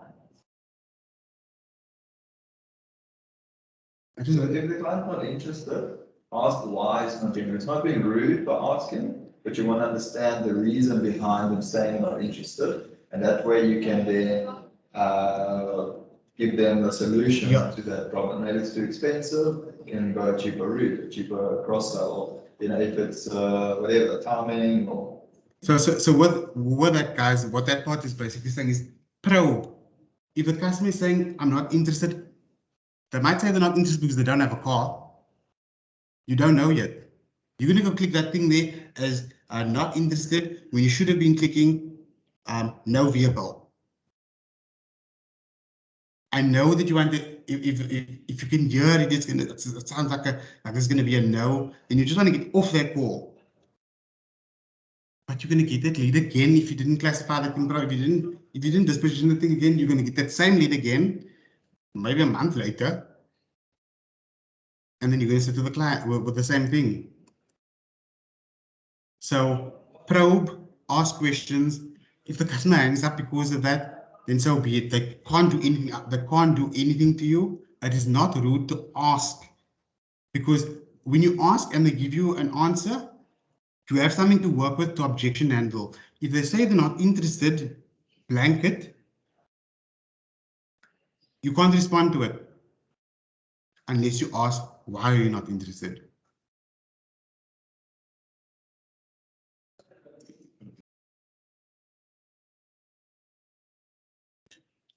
Acknowledge the client when they object. If the client is objecting, don't interject. Listen to what they are saying, why they're objecting, listen, and then respond. Acknowledge what they are saying, and then address, acknowledge, address. Allow the client to speak and ask questions. If they ask questions, it means they are listening. A client wants to be called in more than 48 hours. Do not submit as a sale, schedule it as a callback.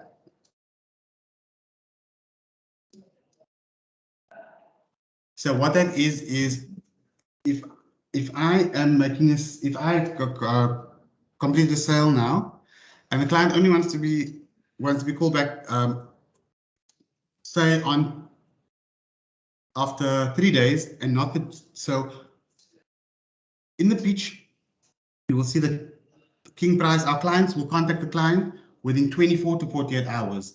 If the client is asking for longer than that, then mark it as a scheduled callback and then push it through when it's close to the 48-hour time. When a client asks where you are calling from, your response should be, I'm calling you from Virtusell on behalf of King Price. Do not give the client options when asking for ID number. So on the current campaigns, we're not asking for ID numbers, but should we ask for ID numbers? Ask for the ID number and wait for the client to respond. Don't rush and ask for date of birth, because you can get the date of birth, but give the customer a chance to respond to you. Some people don't know the ID numbers out there, so just give them a second or two before you say, can I have your ID number? Okay, give me your date of birth. They didn't respond yet. If you can get the more detail you can get, the better. Do not ask clients leading questions. This is important.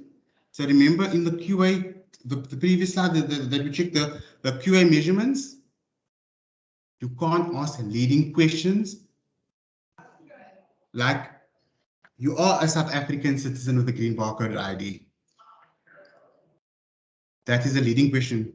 You deciding that it is, you just want the customer to confirm. The customer needs to say, it's not a confirmation, the customer needs to say yes. You are permanently employed. The question is, are you permanently employed? Is your income below 5,000, between 5 and 10,000, or above 10,000? You can't ask that question. Ask all qualifying questions as they are in the script, non-negotiable. Your sale will be rejected if you ignore QA criteria, and you will not get paid for it. So here's this. It's going to play.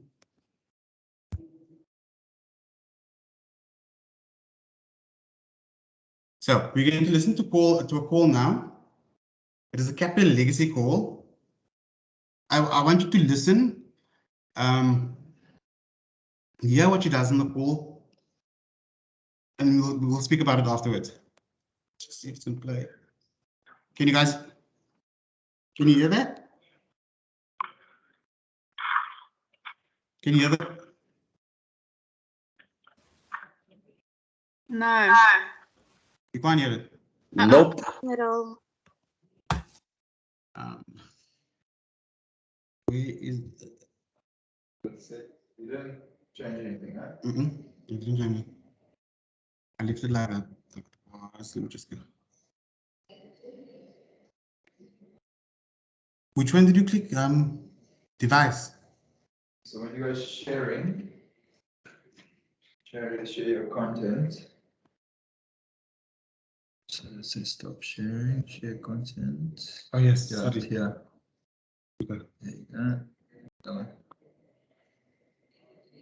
Okay. Jana? See.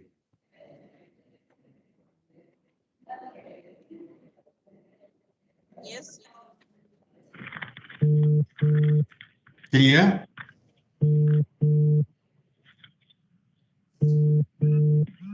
Yes, ringing. Yeah. Good day, Maria. This is Tanya from Virtusell speaking again. How are you? Hi, I'm kidding you. Good, good. Maria, like we were discussing, Virtusell is contracted with Capital Legacy, and you currently qualify for a complimentary will and consultation, which you will be getting at no charge. Okay. Okay. So, do you currently have assets and property to the value of $250,000 or more, and a valid and current will to protect your legacy? Well, I've got property and I've got insurance and all that type of thing going with it. So. Okay, 100%. But that's for the house, obviously the insurance. If you pass away, the house gets paid up, but that doesn't cover the legal fees, correct? Of transferring your assets. It doesn't usually. So have you got a will in place, Mrs. Gold? I do, but I actually don't know with him.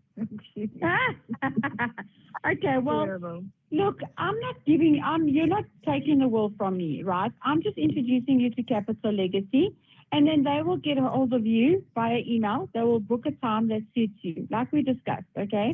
And then they will organize and they will sit down with you and they will look at your portfolio and they will tell you what they think as financial advisors is best for you. Okay. Okay. So that being said, all right, Capital Legacy, like I said, they will calculate all the legal costs in transferring your assets should that arise when you pass away. Are you aware of the legal costs? No. In one? No. Okay, they can be quite substantial, okay, and that they'll discuss with you. That's why I want to introduce you to a consultant from Capital Legacy. I'm just going to give you 2 examples of what of Capital Legacy's benefits.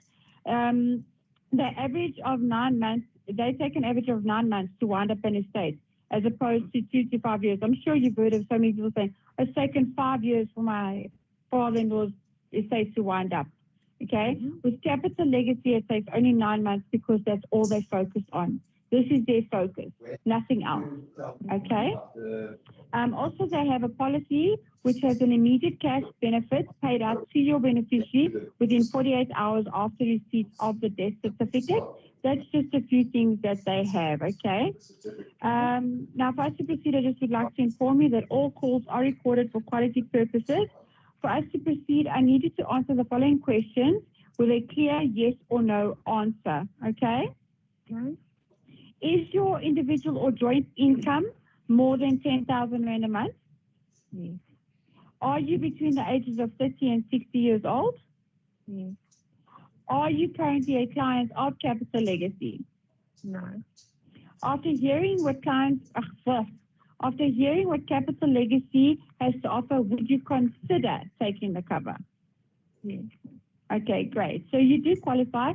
To ensure I have the correct details for you, please confirm your full name and surname. Maria Helena Gold. Gold. And your email address, because that's how they will contact you initially, is via email. It's Maria H. Kruger. Maria. Oh my goodness, my fat fingers. Maria H. Kruger. H. Kruger. Kruger. At gmail.com. Yes. That was an easy one. Gmail. I've had some odd ones today. Maria H. Kruger at gmail.com. 100% Maria. Thank you so much. I just have one more question. Do you give us consent to us contacting you in the future via any communication medium to receive product related information from us and or any third parties? Yes. 100%. And then we also have a qualifying criteria for you with regards to a product that will help you save money on your car insurance by getting a no obligation fee quote from King Price. Would you be interested in that? I actually, my car insurance is quite good at the moment, so I don't have any problems. Okay, 100%. You don't have to. It was just that you do qualify for an insurance or a no obligation fee quote. If your no answer is no, that's fine. More than fine. Okay. Thank you so much, and I'm so happy, and I'm sure you'll be happy with Capital Legacy. Thank you very much. All right. Have a good afternoon. You too. Bye-bye. Bye.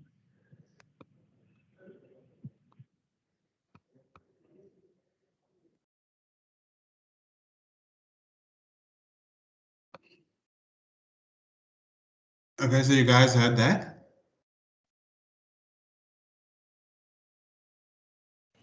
Yes, sir. Yes, we did. Comments from you guys? Yeah.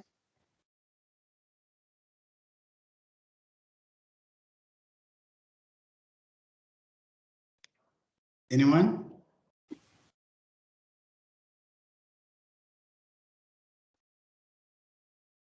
Okay, so for me, it was that it didn't sound like to me, it didn't sound like a sales call. She never said, but she also didn't use that part in the script. She says, this is not a sales call. She said what she's doing. She wants to get a consultant to contact them and then assist. It wasn't a sales call, so she didn't have to say the part of, this is not a sales call. She had a conversation with the client. It wasn't a client said something, you push back. Client said she responded to it, and the carry on. Client asked, she responded to it. So she built. She made a joke about the Gmail thing, and having said she had a funny ones today, and because that's an easy email address. So do you see how easy that conversation went? So Tanya could have the conversation because Tanya's been doing this for a while. She had been doing this for a while, and you will get there where it's not a script anymore, and you can type and talk at the same time, and you'll get there. But do you see the conversation that she's having versus a sales call? It's a conversation versus a sales call. And at the end, she asked the client, could you give a quote on King Price as well? She said, the client said no, but she asked, she did ask. So a lot of the times we are so happy that we got the sale that we just scared to ask any single thing more because you're scared the customer is going to say, cancel everything. It's a conversation like she told the client. I asked, you said, no, it's fine. It's okay. It's my job to ask. You see, let's see this one quickly. Just try it. It's not opening.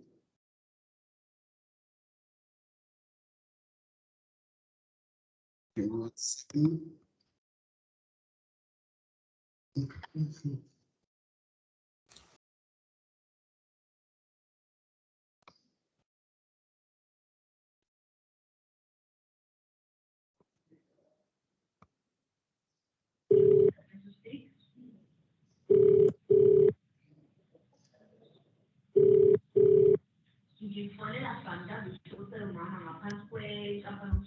Hello? Hello, sir, how are you? I'm good, and you? I'm good, sister. You are speaking to Undo. I'm calling you from Virtusell on behalf of Kingside Insurance. I called you yesterday. You said I must call back today. Yeah? Yes, so please note this not a sales call. I'm not selling you anything. I would like to get an agent from King Price to call you later today or tomorrow and provide you with our free information on our motor warranty products, okay? Okay.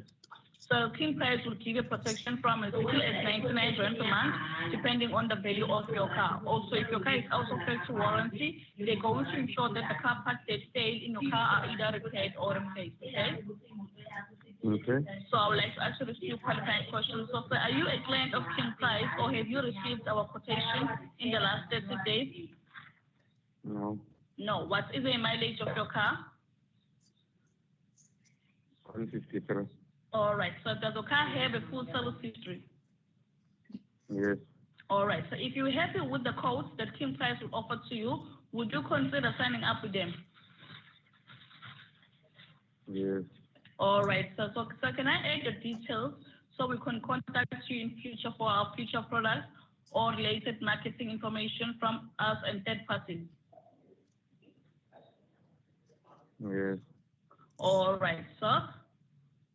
The last question, sir, is your income above or below 8,000 per month? Above. Above, okay. So you also do qualify for our Liberty Life Insurance. So can I get an agent to call you tomorrow? Yeah. All right, sir. Can I just confirm your name is Ngo Shen, Ngoasheng?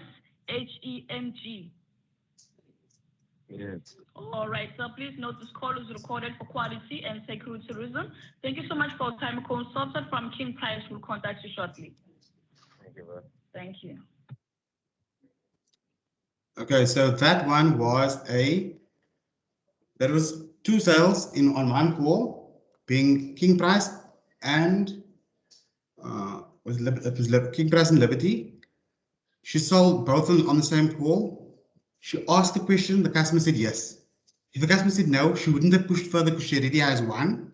So when you do the one sale and you offer a second one and the customer says no, don't push any further because you got the one sale.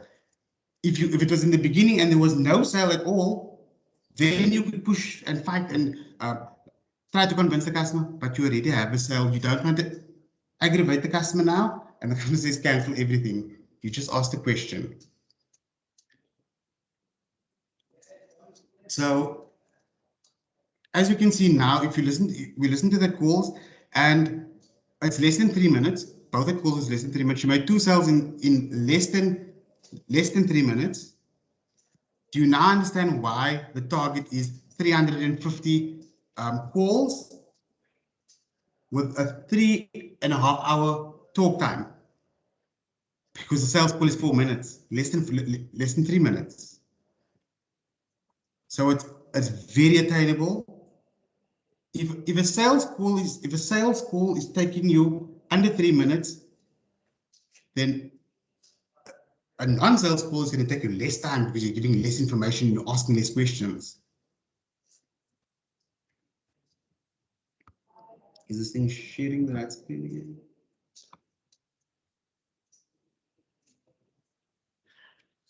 Next is goal setting and maximizing your productivity. Goal setting is a process that starts with careful consideration of what you want to achieve and ends with a lot of hard work to actually do it. In between, there are some very well-defined steps that transcend the specifics of each goal. So, example, I want 10,000 Rand commission. I can say I want 10,000 Rand commission. How am I going to get there? I'm going to make my talk time every day. I'm going to make all my dials. That is goal setting. Like, you need those basics to get to the goal. You can't just say, I'm going to make 10,000 Rand commission. You need to put plans in place to get there. Working in a commission-driven environment where you are in control of how much money you make, this requires you to understand the commission structure and what is required for each tier. Ultimately, we all want more money. How do you capitalize? By setting goals for yourself. The benchmark for talk time and calls are made directly, and it directly translate to productivity and sales. The more you call, the more you the longer, the more you're on the phone, the more leads you work, the more sales you're going to get, the more commission you get, then you're self-sufficient. There's more to it than saying, I want more money. So, like next month, I want to make 16,500 Rand. This requires planning and strategy. Your month is on average 21 days. So, below is your commission structure as per your contract. In the example below, we want to indicate this is approximate. This is not definitely. I'm saying approximately. I'm just making that clear. I'm saying approximately this is what it could be. Targets are monthly, but in that you have a weekly and you have a daily, and all of that rolls up into a monthly. It is therefore important to make daily targets our targets in order for you to achieve the desired outcome, being your salary, being paid to you, that 16,000 that you want. So if my target, for example, is it's actually in here. Sorry, I didn't put it in here. So should you make 2 sales per hour, which is very doable, 3-minute call twice out of an hour, it leads to 16 sales for the day. 16 sales for the day times the 21 days will give you 336 sales, which translates to approximately 8,400 Rand on the commission table. We break down targets into hourly, daily, weekly, so it can roll up into the monthly. It is important to do this as going in just saying you're going to make the 8,400, you're not going to make it. If you say you're going to make the 8,400, I just 8,400, you're going to make that. But I only want to work on the last week of the month. I'm only going to push on the last. Do you know how many sales you need to make up at that time? You are going to, it's going to be, you're going to be paralyzed after that from phoning so many times. Honestly, that's why it is the reason that we do things like goal setting and things is so that you can spread yourself. You spread yourself so that you don't wear yourself out. So it's important to make daily. Yes, there's going to be days that are not. There's days that you're going to make 20 sales. There's days that you're going to make 5 sales. On the day, I suggest this is the best information, the best thing that I've learned in sales. If I'm having a good day, I'm not stop dialing. I don't stop dialing because I'm on a roll. I'm on a roll now. I'm going to work late because I'm on a roll. I'm going to phone. At the end of the day, and this is just being honest, you're not doing us a favor. That money is yours. That money is yours. You putting in hours for yourself. You're going to get paid for that.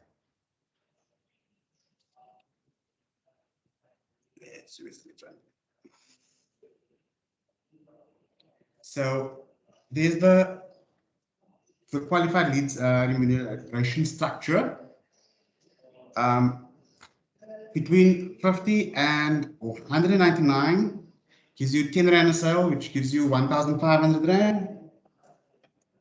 Silver, 200 to 299, 15 Rand, gives you 5,000. Gold, 300 to 399, 25, 10,000. And platinum gives you the 16,500. This is all approximations.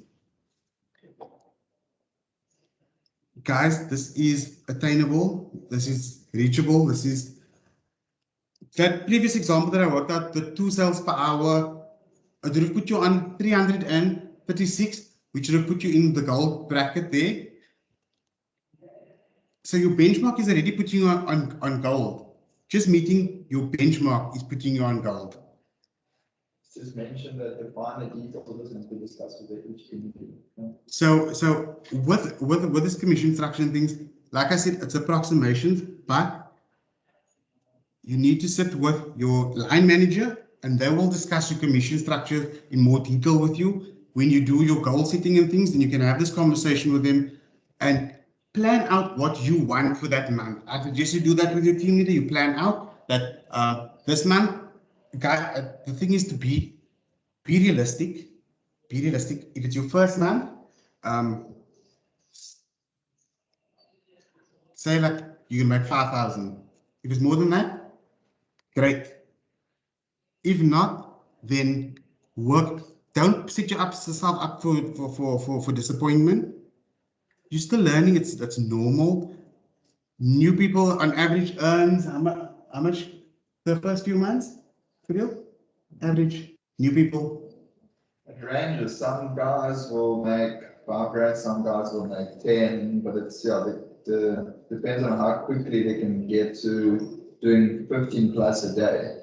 So 15 will get them to 300. Yes. So that's where they really start unlocking the good value. And yeah, so 15 plus per day is where we need everyone to be.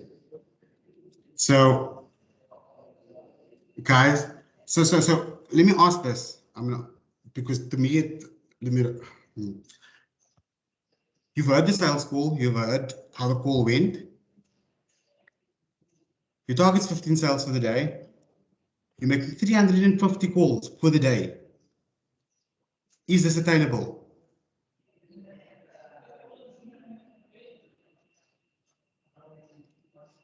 Is it attainable?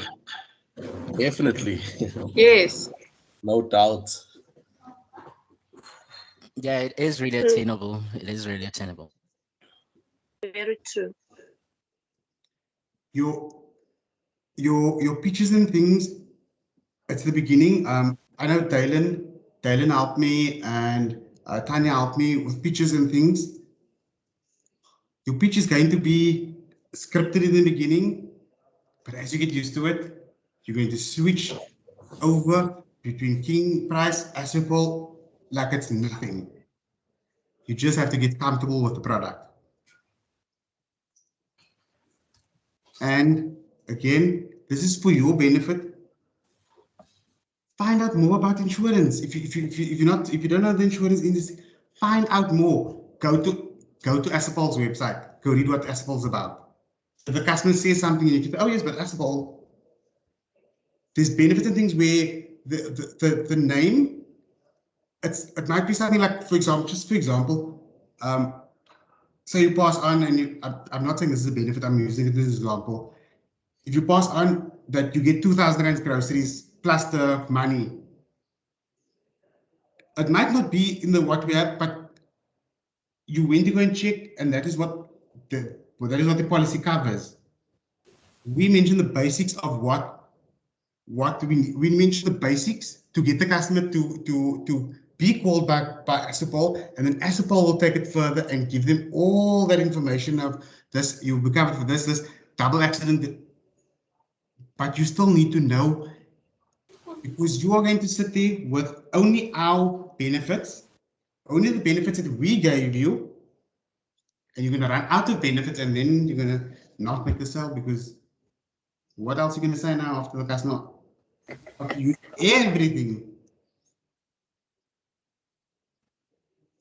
It's having the conversation, probe, do not be scared to probe politely. Why are you not interested? The customers can, all the customers say none of your business. If the customer gets like that, do not push. Do not push, do not torment the customer, please. Just move on. Move on. Don't need that negativity for the rest of your day, for the one customer to wait you. It's just a phone call. I think that is Oh, here is how to meet your benchmarks. So, how to make $350 per day. Idle or do not idle and take long breaks between calls. Idle time means I call this client, there's no contact, and I sit in the lead. We can see that you are sitting in the lead. We can see that you're idle. We can see that you are not on the phone. We can see that. Why are you doing that? Because you need to pick up a next call. This is all to benefit you at the end of the day. These benchmarks and things are put in place to help you achieve commission, to get commission. We only give you the structures, we're giving you the software to use, the dialing system, the training stuff, but I can't make the sale for you. I can't make a sale for you. If you're struggling, maybe training, they will assist you, listen to your pitch, alter it a bit, but we cannot make the sales for you.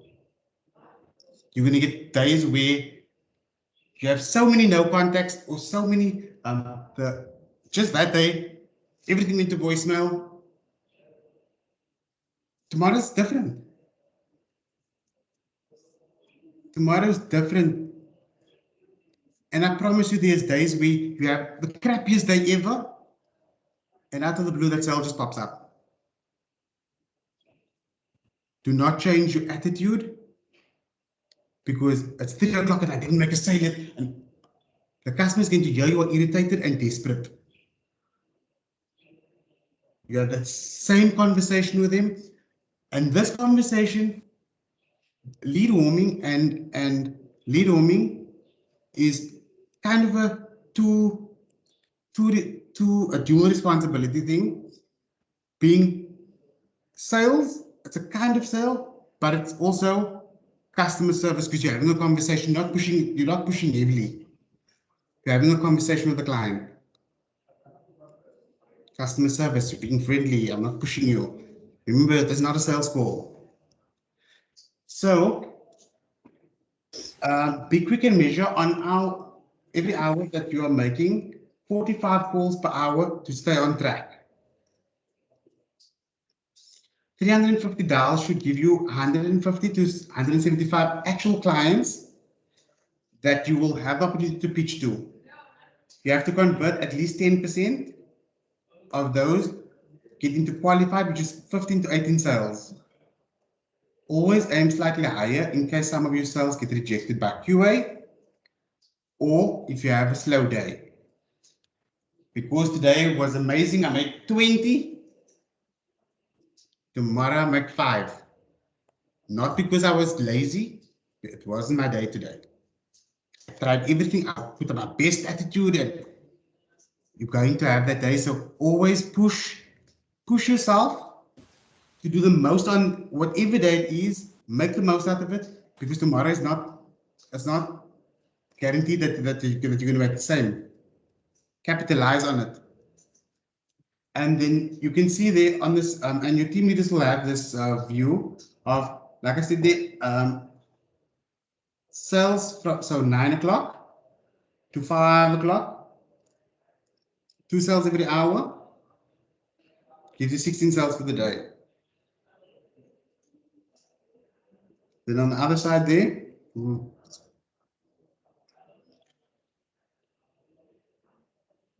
hourly leads is 44. You need to make 44 dials in an hour. It's not like an amazing race, guys. It's easy to this dials. It sounds a lot. It really, really sounds a lot. But you'll see, and like I said, 350 calls. But you're going to speak to maybe 150 of the clients. And it's going to be a 2-minute conversation. This is very doable. And I think that is done. So from here, suppose do you guys have any questions? Don't all jump out at once. Any questions, guys? So this material will be available on the training website. And Tanya, Yeah. so Tanya will be sending you a link to the training website. And guys, so on the training website, you will see Virtusell, which is the company you're working for. And then you'll see Tanya, it's two way? Yeah. Three. You'll see three campaigns available to you. Sometimes I do 4. It depends. 3 to 4, okay. The more, don't worry guys, the more campaigns you have, the more possibilities you have to make a sale. So what happens is you're going to go in, do not click on Virtusell first. Click on one of the other campaigns. It will take you through, trying to have it open. Product features, some videos, script, sample of the calls. Yeah, so on the website there will be some product information, a little bit of information. There will be some companies have videos, like Apple has a little video. Watch it, go through it, and then as you go through the training per campaign, it will track on our side until you need to have gone through every step, and it will mark it as you've completed that training for that campaign, including your assessment. So you're going to be assessed. You're going to be assessed on what you read and what you understood. It's going to ask you questions like, what is the minimum income for Apple? What is it will all be in there. And can you use the anything else? No, once they've done the product one, they'll do the Virtusell one. Then at the end, then it's just also once they complete both, or all of them, then get someone inform Tanya so that we can set up the systems and stuff. And then for the rest of the hour, it was like 50 minutes there, 40 minutes there, there's just some role plays, just to get the guys role play to each other, get a bit comfortable with the pitch. But I didn't have the script yet. That's not the point. Some of them have already been done, some of them are new. And you can put the script on the screen. Yeah. So use like any scripts. And they can look at the screen. Tanya? Yeah. You know who the existing guys are? Eh? Yeah, let me just have a look at who we've got on here quickly.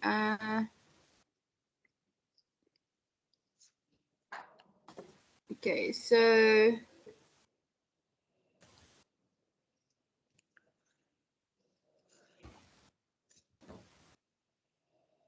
why? Okay, some people have actually dropped off. Yeah, the existing guys is Larato. Yeah. There's Jamie was, yeah, but she was actually at the clinic, so yeah, I told her that we'll have to send the recording to her because she was a bit busy at the clinic. And so yeah, everybody else that's currently in the meeting is not really dialing. Unless from Tuffy's team. Tuffy, I'm not sure if it's anyone from your team, Lebokang. So on my team, all the guys that are in training right now, they are currently dialing. All of them. They just started All recently. of them, né? Oh. Yeah. Pudin has been dialing for about 2-3 weeks. Then Anna has been dialing since last week, Friday. Then Portia has been dialing for 3 to 4 weeks or to a month now. David, do you want to do role plays with him while we have this time available? Or you comfortable with Sorry, him? what was that? You want to do a role play with him while we have this time available to do role plays so that newer guys can pick up also on what they're saying. Okay, not a problem. Noted. Yeah, just choose who's going to be the client, who's going to be the agent. You can pick anyone or they can volunteer. and then just put the script up on the screen so they've got it as point of reference, and then they can, yeah, make it a natural call, you know? Okay, where is this?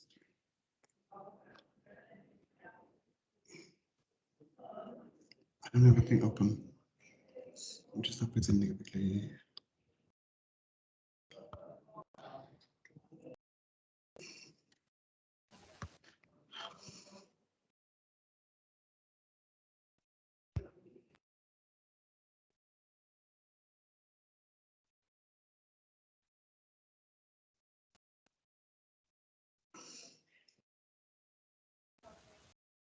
We'll be within shortly, guys.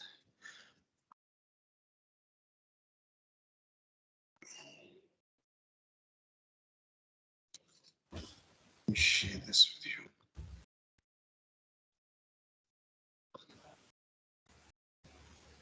you. Okay, share.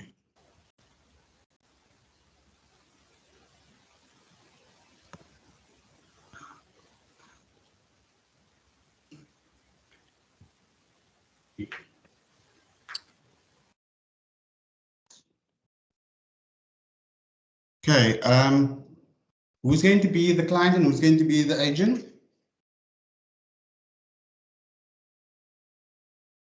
Can you guys see this, the script? Yeah.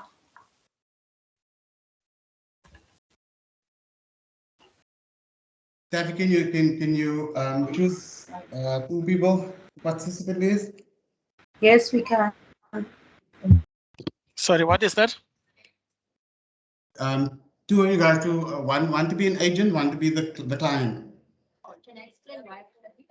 I have two of them in the call center. One of them will be the agent. Eugene will be the agent right now. Be the agent, please. Be the agent.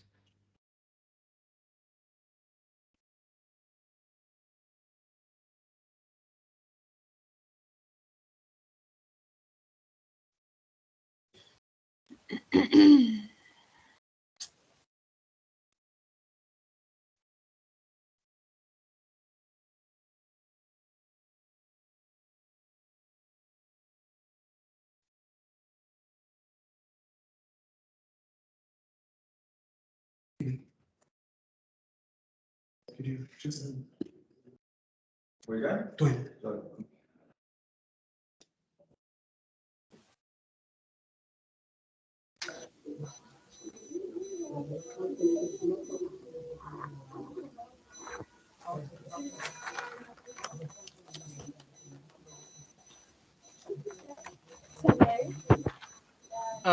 I think my agents are getting a little bit of code fit. One of them is just disconnected by mistake, so I'm trying to get it back on. Then Anna is trying to look for a script. So Anna will present just in a minute. Sorry about that. Sir? Okay.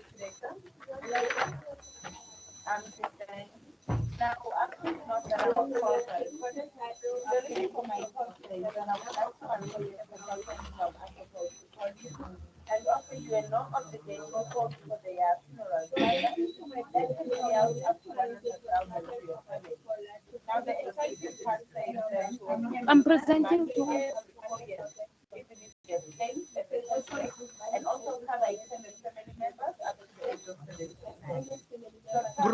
Hello.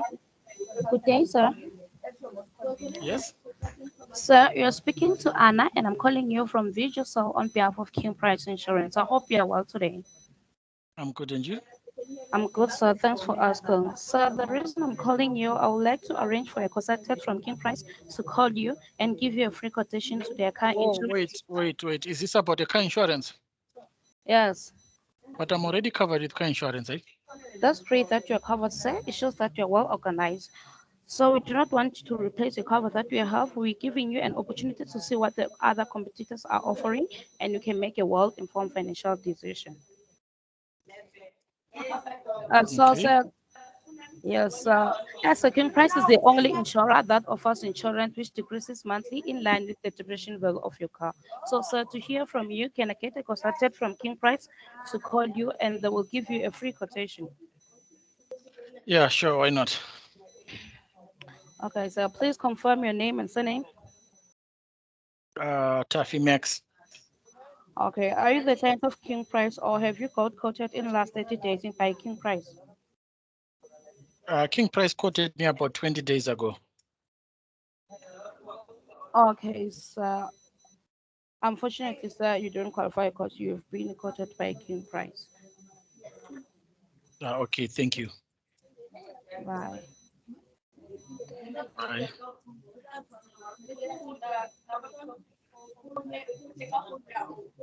What do you guys think of this? Hi, guys. This role play. How do you think it went? I think she spoke very fast. It was difficult to hear what she was saying. Her pace was very, very quick. It was very scripted. I think she needed to just take it a little bit easier and listen to what Taffy was saying to her. And I didn't hear the benefits. I didn't like it was too fast. Like I didn't get the benefits. And then Yeah, I also, also don't. it also I think she left out the please note this call is recorded for quality purposes. Yeah. Yeah, you're right. Never heard any. I think one benefit might have been mentioned. It needs to be at least 2 benefits mentioned. Yeah, correct. Yeah, guys, we obviously have to mention more and focus more on the product side. You know, the first 10 to 20 seconds of the call is where the magic happens, and it's important that we obviously positioning this as a product packed with value. So how can the client get value out of this? You know, so by telling them that they can get cheaper insurance, they could probably save money by going through and getting this quote. That's where the value comes from. And if they have 2 or more cars, okay, so normally you'd be speaking to a family person. You say, does your wife have a car as well? Ask that question, because you then know that this customer could actually end up being, or there's more chances of him signing up, because if they put 2 cars under the policy, they could get up to 20% discount. So use that to your advantage, because it's not just about getting him to qualify for one, for just to qualify, but it's also to for them to actually become a paying customer when they go through to King Price and sign up. Another thing that I've also picked up is that when the client said that I have been quoted by King Price in 30 days, there was no attempt to cross-sell. So there was no attempt to even mention any other products. Like warranty or... Yeah, exactly. Look, if the client was quoted by King Price in the last 30 days, even if it's on warranty, it's still King Price. So if they won't qualify, but the agent could have said, no problem. Obviously, you've already been in touch with King Price, but we also have other brands that we work with. Could I maybe speak to you about your life cover or funeral cover, because all of these are super important in products to have. And then you can still continue with the qualifying questions, or you could switch the client to the cross-sell, and then that will be the lead that will come up for you to dial, which would result in a much better conversion rate, because you've already spoken to this person.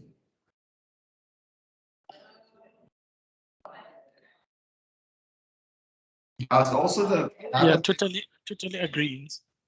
About future marketing. So with Poppy Act, okay, we've got one chance to speak to the people that we have on our database, okay, and then we can either give them an option to opt in for future marketing, or they can opt out, okay.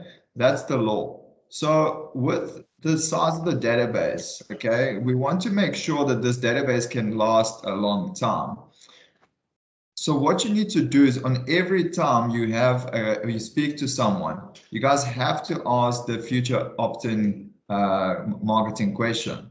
Even if it's client says, no, I've already been quoted by King Price or he's not interested. So can we also place your details onto our database for future marketing? We actually changed that script. So let me just give you the exact wording.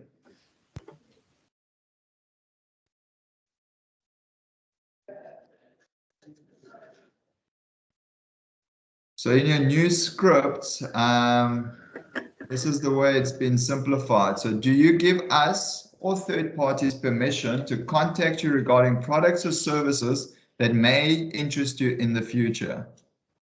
That's it. So on every call, please ask this, and the client can either say yes or no. You need to mark it on the system as well. So whether the client says yes or no, you'll see under the client details, you've got the section which has this question, and you have to also specify whether it's a yes or no. Because what that does, it just creates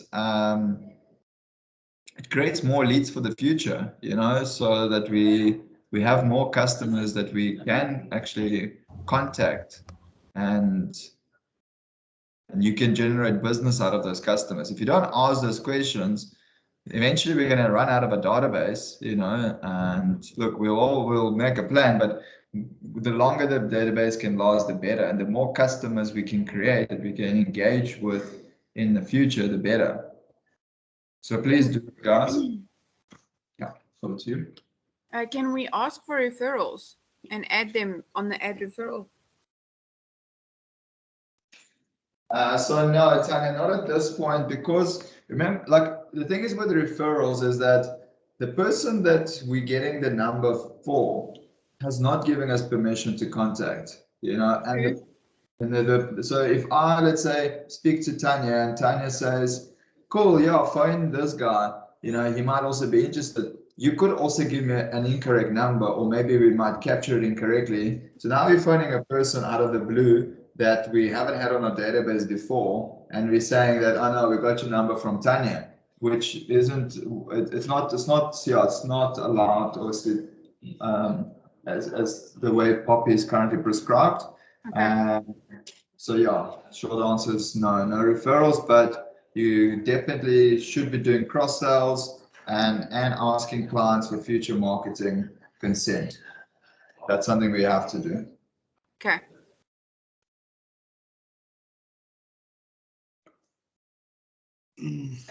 I just want to add something with regards to Anna when she was presenting. When it comes to handling objections to everybody else and Anna also, we need to make sure that we attempt to handle each and every objection by each and every client, because you don't know which client is ready to buy the product. 1, 2, also when you handle objections, in the process of handling objections, it includes giving the client a benefit. So you need to mention one of the benefits from the products. After that, you need to close, because one major fault, or not fault, but one major downfall that I've noticed is that after ending objections, we give benefits, we don't close, we just keep quiet, then the client throws you another objection or you don't know what to say next. So when you're handling objections, while in the middle of handling objections, the last 2 things you need to do is add the benefit, then you close. That way, when you're closing, you're asking a client a question.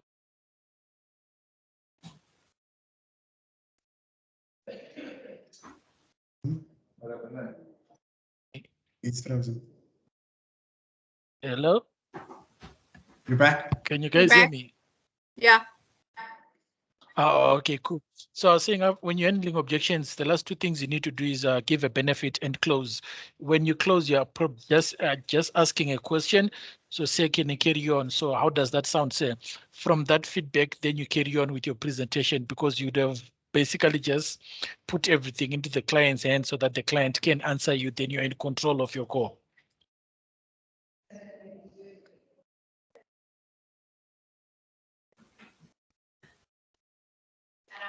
Yeah, that's all from my side. Thank you very much, Steffi. Tanya, we spoke about, so the next step is that they're going to get the email link from you, eh?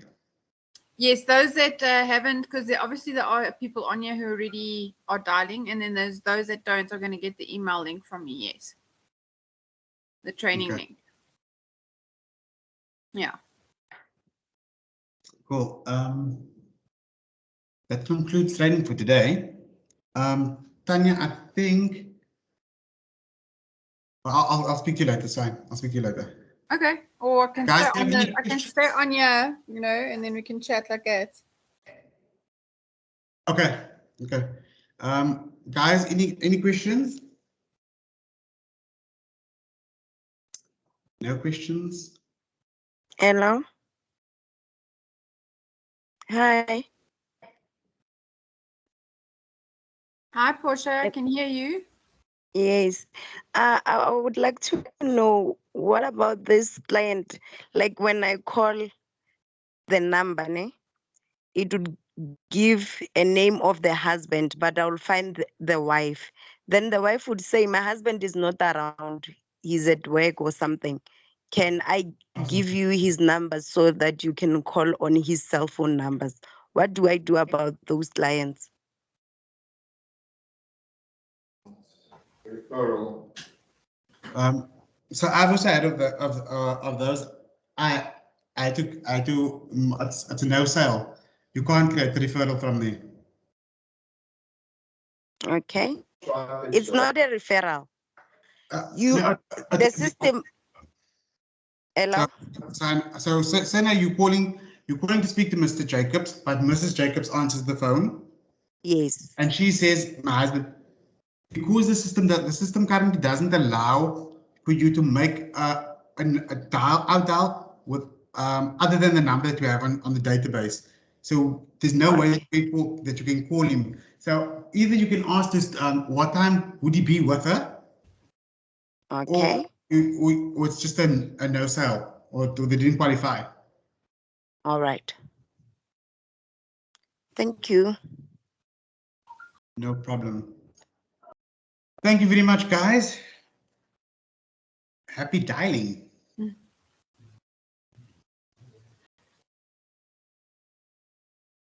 Oh, my camera's not even on. I'm waving at myself. Yeah. I was waving at. Should I drop in an email so I could get? Drop an email. Should I drop in an email so I could get the information too?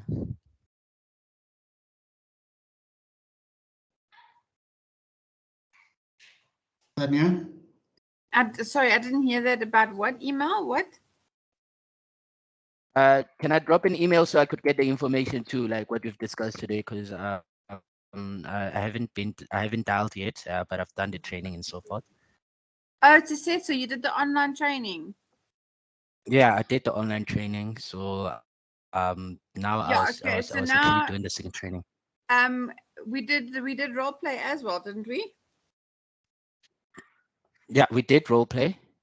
Okay, and so I'm set. Just check. Yeah, you set. I'm sure I've got you a dialer already as well. I just wanted you to do this training before you start dialing. Okay.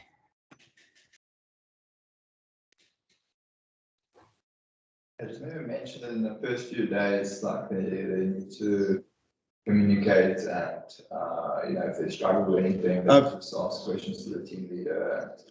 So, yeah. Can you just remind me of something? Guys, in the first few days, if you're going to get stuck or if you panic for something, message your team leader, ask for help. If you're struggling with something, ask for help. Things are not going your way, then you need to adjust your pitch. If you feel like you're not getting the sale, you literally Dylan sent me a revised script, and that one worked for me. That one went horrific. That two went better because I used a different script. So ask, don't be shy to ask. Please don't do anything on your own that we didn't discuss. yeah, we're here to support you. Okay. Thank you very much, guys. Thank you. Bye. Bye. Bye.